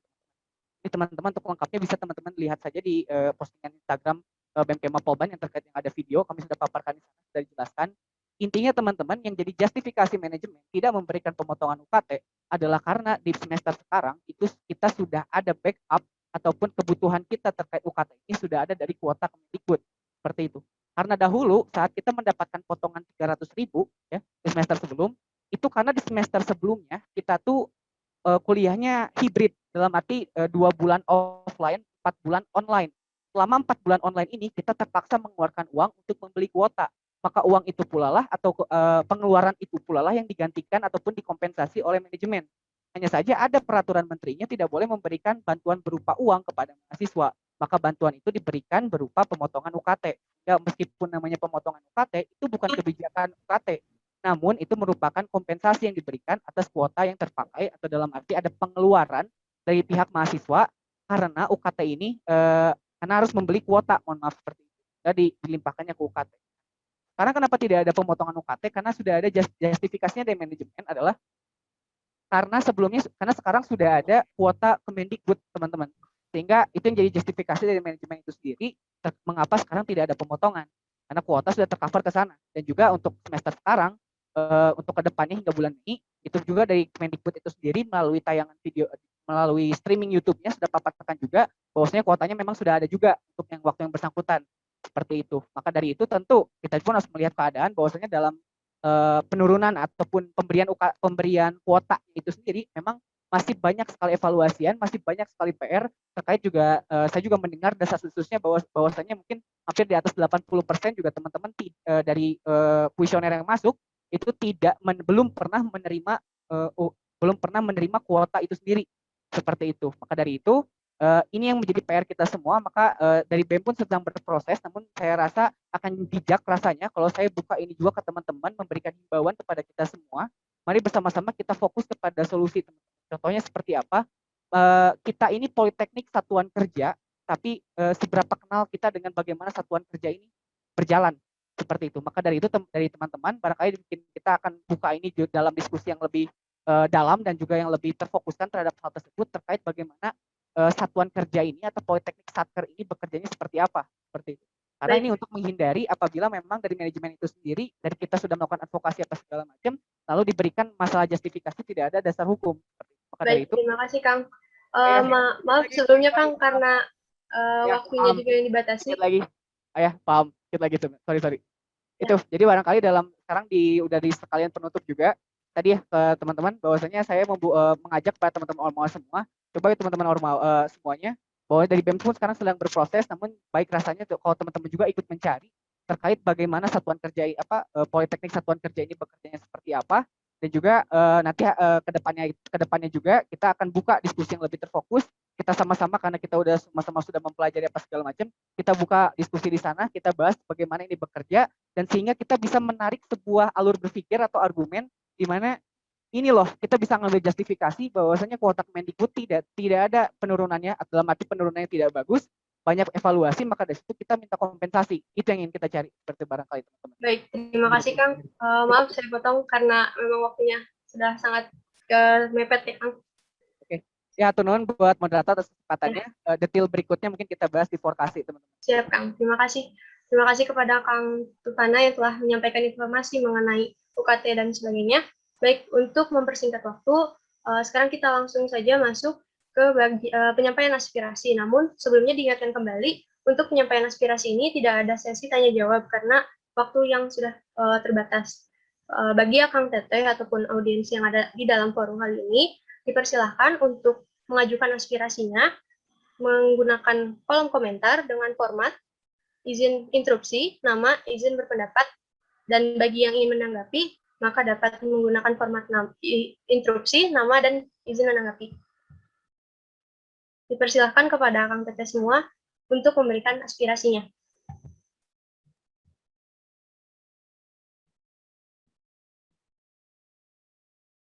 Baik, mungkin untuk slide-nya bisa dimundurin biar tahu teman-teman lupa.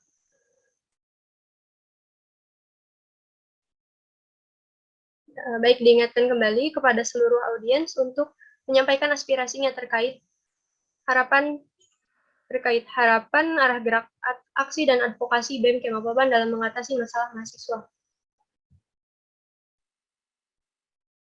Baik, kepada Nur Ilham dipersilahkan. Oke, cek. Bismillahirrahmanirrahim. Assalamualaikum warahmatullahi wabarakatuh. Suara saya kedengaran ya? Siap, terdengar Kang. Oke. Kenalkan dulu, nama saya Nur Ilham Rizky Wijaya. Saya dari jurusan Teknik Mesin.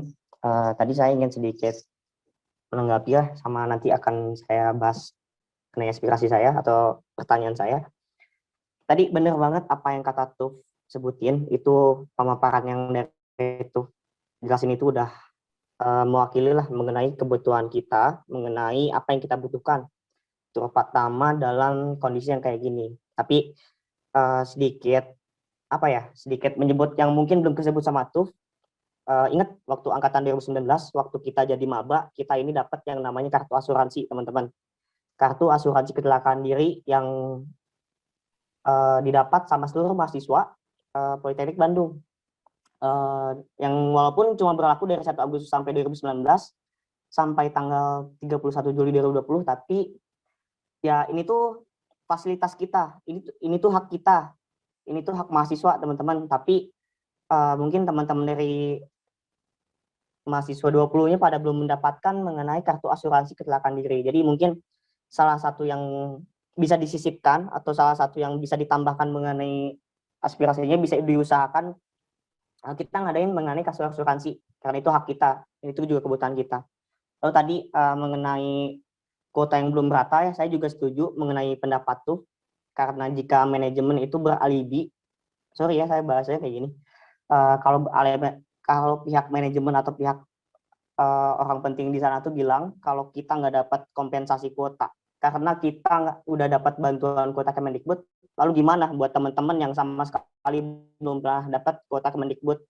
Contohnya langsung saya sebut aja teman-teman dari 20 yang dari yang dari awal belajar di Polban, awal pembelajaran di Polban ini nggak pernah dapat bantuan Kemendikbud sampai sekarang. Kali aja nih 1 semester lebih, udah mau 1 bulan berarti. Nah itu mungkin bisa diusahain apakah nantinya ada kompensasi khusus buat angkatan 2020 ataupun ada kompensasi khusus untuk teman-teman yang nggak dapat bantuan kuota dari Kemendikbud kayak gitu. Baik, terima kasih kepada Kang Nur Ilham atas pendapatnya. Yang selanjutnya bagi akang teteh sekalian, bila ada yang ingin disampaikan mengenai aspirasi, dipersilahkan.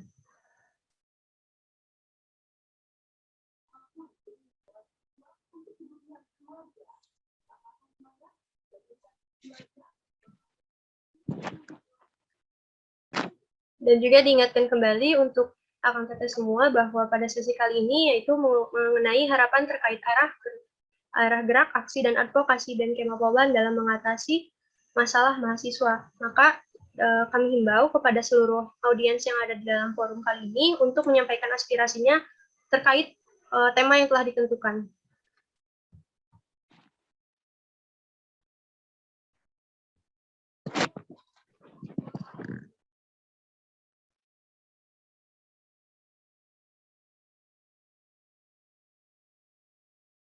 Dihimbau kembali kepada seluruh audiens untuk menyampaikan aspirasinya dapat mengetikkan instruksi, nama, dan izin berpendapat pada kolom komentar.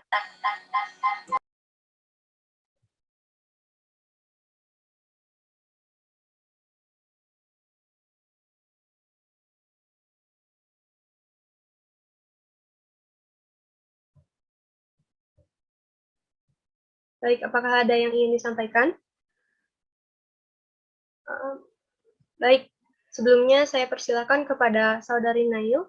Saudara Nail dipersilakan untuk menyalakan mikrofonnya. Oke, baik, moderator, terima kasih atas waktunya. Saya ingin berpendapat terkait hasil penjaringan aspirasi yang telah dilakukan jurusan. Kami mendapati bahwa AN20 itu masih merasa bahwa mereka belum benar-benar mendapatkan fasilitas yang seharusnya diberikan oleh Polban gitu. Jadi misal memang tidak membayar UKT itu full, tapi fasilitas seperti nggak masuk kelas kayak gitu disinggung, tidak merasakan hal itu. Mungkin bisa disampaikan ke manajemennya tindak lanjutnya seperti apa, karena memang benar-benar belum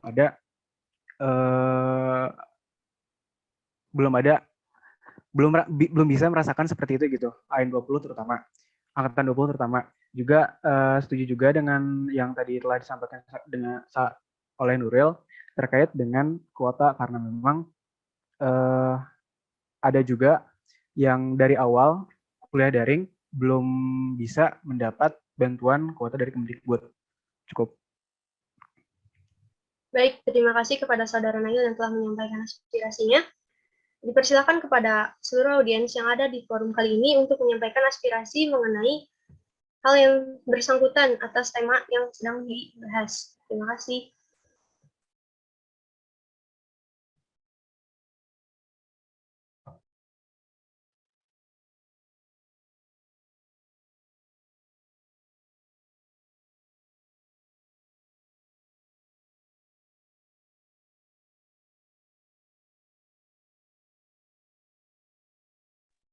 Baik, kepada Saudara Nurul dipersilahkan.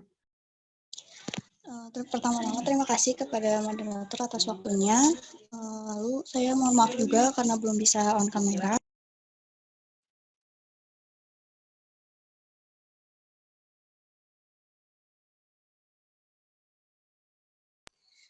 Di sini saya akan menyampaikan. Maaf kepada Saudari Jihad, mohon maaf sebelumnya karena ketidakfokusan saya.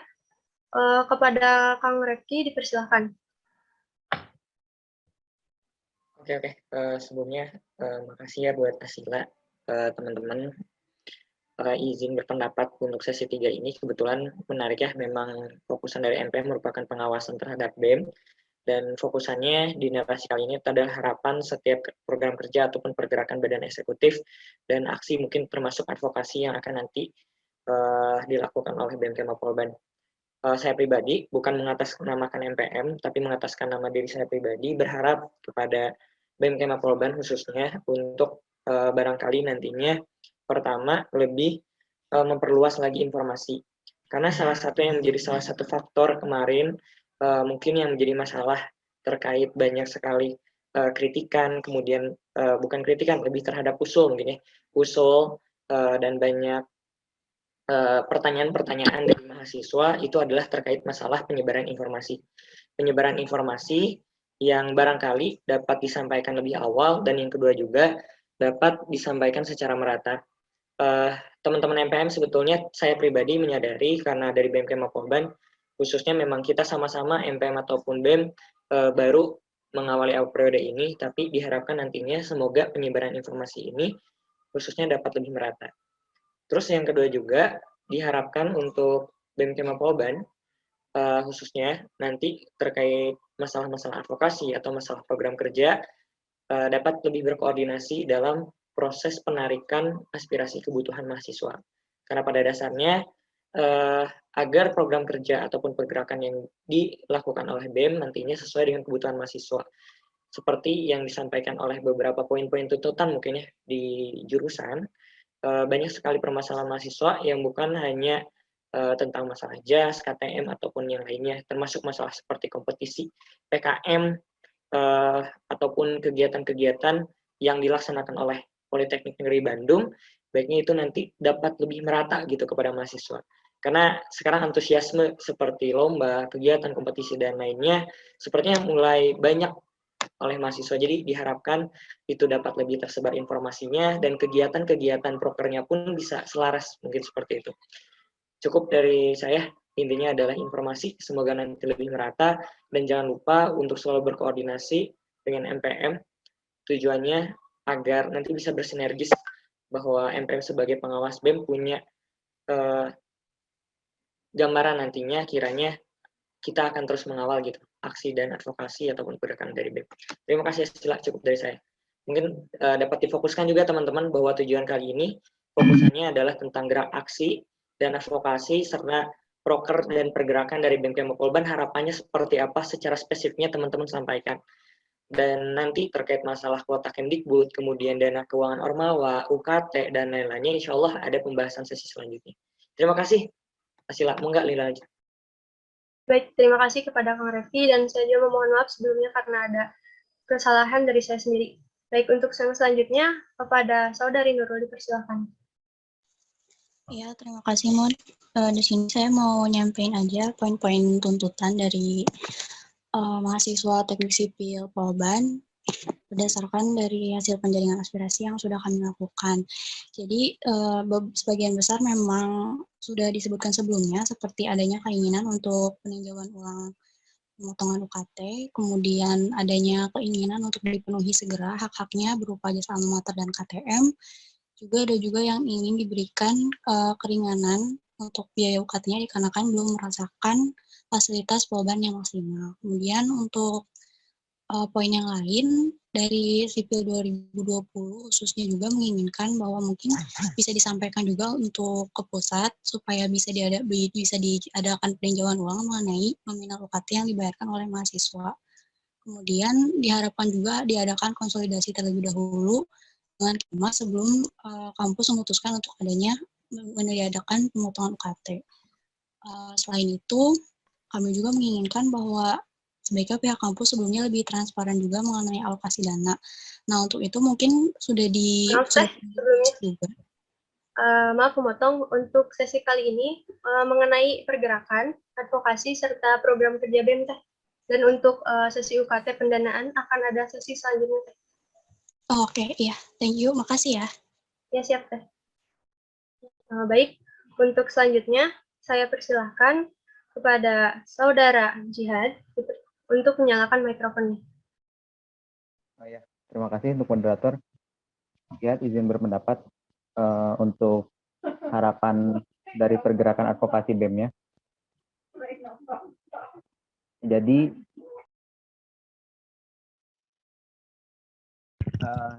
maaf berisiknya.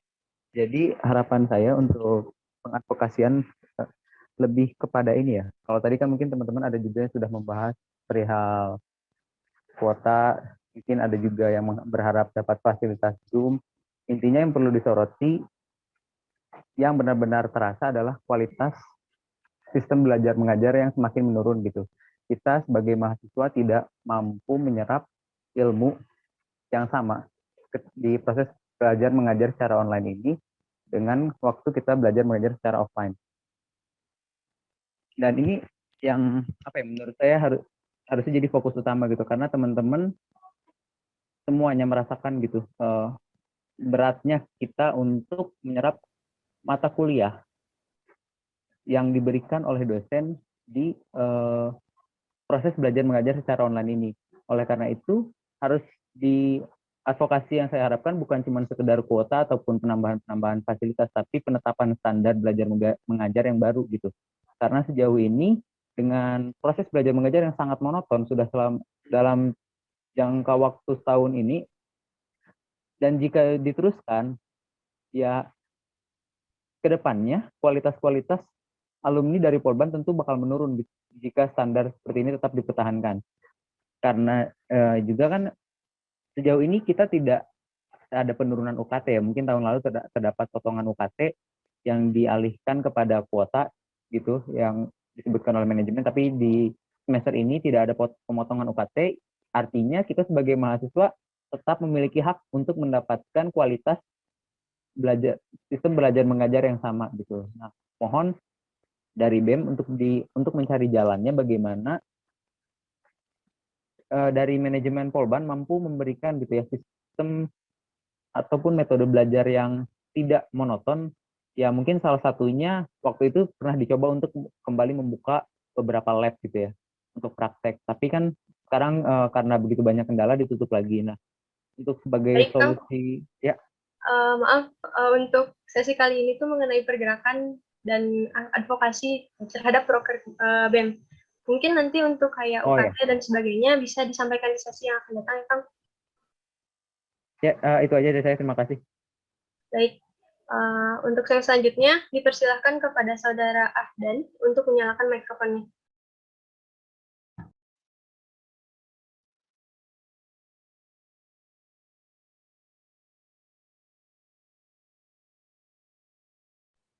Baik, kepada Saudara Ahdan untuk menyalakan mikrofonnya.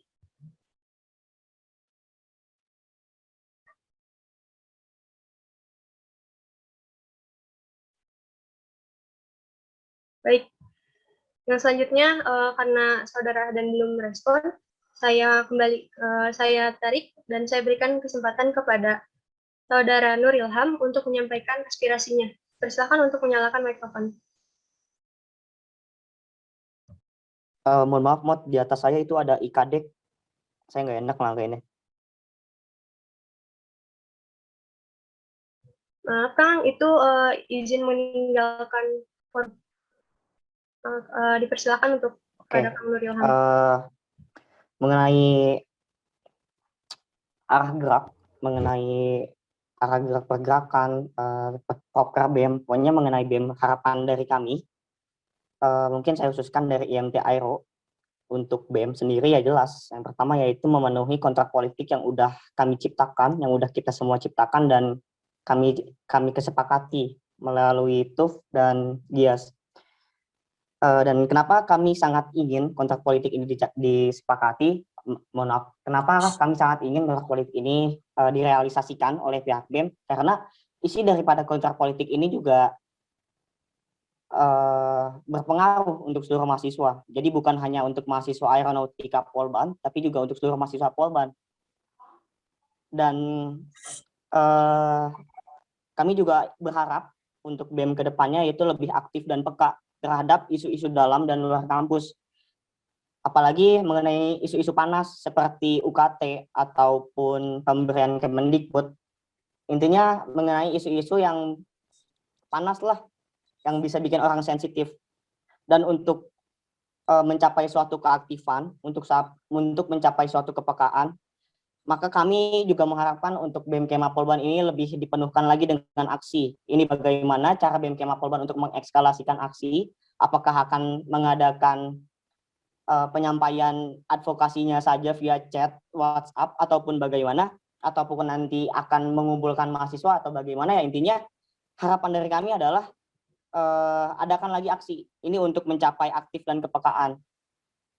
Dan nanti juga apabila dari pihak BEM Kema Polban mengomandokan akan adanya aksi, ya kita juga sebagai mahasiswa pasti kok akan ikut andil dalam membantu, karena ini juga kebutuhan mahasiswa kayak gitu. Cukup. Baik, terima kasih kepada Kang Nur Ilham atas aspirasinya. Saya panggil kembali kepada rekan Ahdan untuk menyampaikan aspirasinya.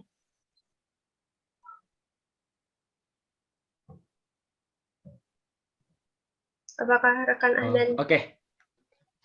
Cek. Suaranya Baik. ada ya? Baik.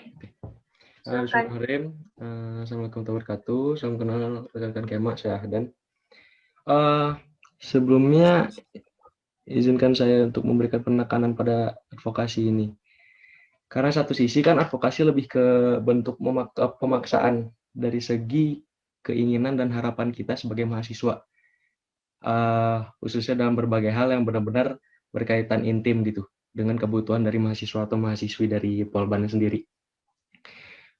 Harapan dari saya pribadi untuk terkait arah gerak tentang aksi dan juga advokasi ini dari BEM, karena dari rekan saya sendiri berkata bahwa advo di BEM itu memang difokuskan untuk manajemen kampus yang didasari dengan sebuah kebutuhan dari mahasiswa-mahasiswi sendiri. Jadi untuk kedepannya menurut saya sangat baik dan sangat relevan, bahkan sangat efektif jikalau dari advo BEM bisa bekerja sama atau berkoordinasi langsung dengan pihak-pihak dari HMJ atau ikatan terkait keresahan ataupun permasalahan yang dihadapi. Selain itu juga bagi saya dengan adanya hubungan ini antara advokasi BEM dengan advokasi di HMJ, khususnya di Himas, saya rasa itu bakal jadi suatu hal yang efektif karena BEM sendiri benar-benar betul-betul mengetahui tentang masalah khususnya dari satu jurusan gitu loh. Baik dari perihal UKT, baik dari segi kayak fasilitas sarana prasarana yang sebetulnya benar-benar dibutuhkan, yang sampai saat ini masih tidak ada kejelasan. Maaf, boleh di-mute dulu. Oke, makasih. Yang terakhir di sini, harapan saya buat ke depannya itu, saya berharap dari BEM, khususnya advokasi ini bisa benar-benar menekankan kepada pihak manajemen untuk adanya transparansi mengenai UKT yang menjadi keresahan selama ini dan juga fasilitas yang benar-benar tidak ada kejelasan baik dari KTM ataupun hal-hal lain yang berkaitan sama angkatan 2020 khususnya. Dari saya cukup seperti itu. Semoga jadi masukan. Terima kasih. Baik, terima kasih kepada Saudara Ahdan yang telah menyampaikan aspirasinya. Untuk selanjutnya, karena waktunya juga telah habis, bagi teman-teman ataupun audiens yang ada di forum kali ini yang tidak sempat menyampaikan aspirasinya, maka dapat mengisi Google Form yang akan disebarkan oleh rekan-rekan MPM-nya.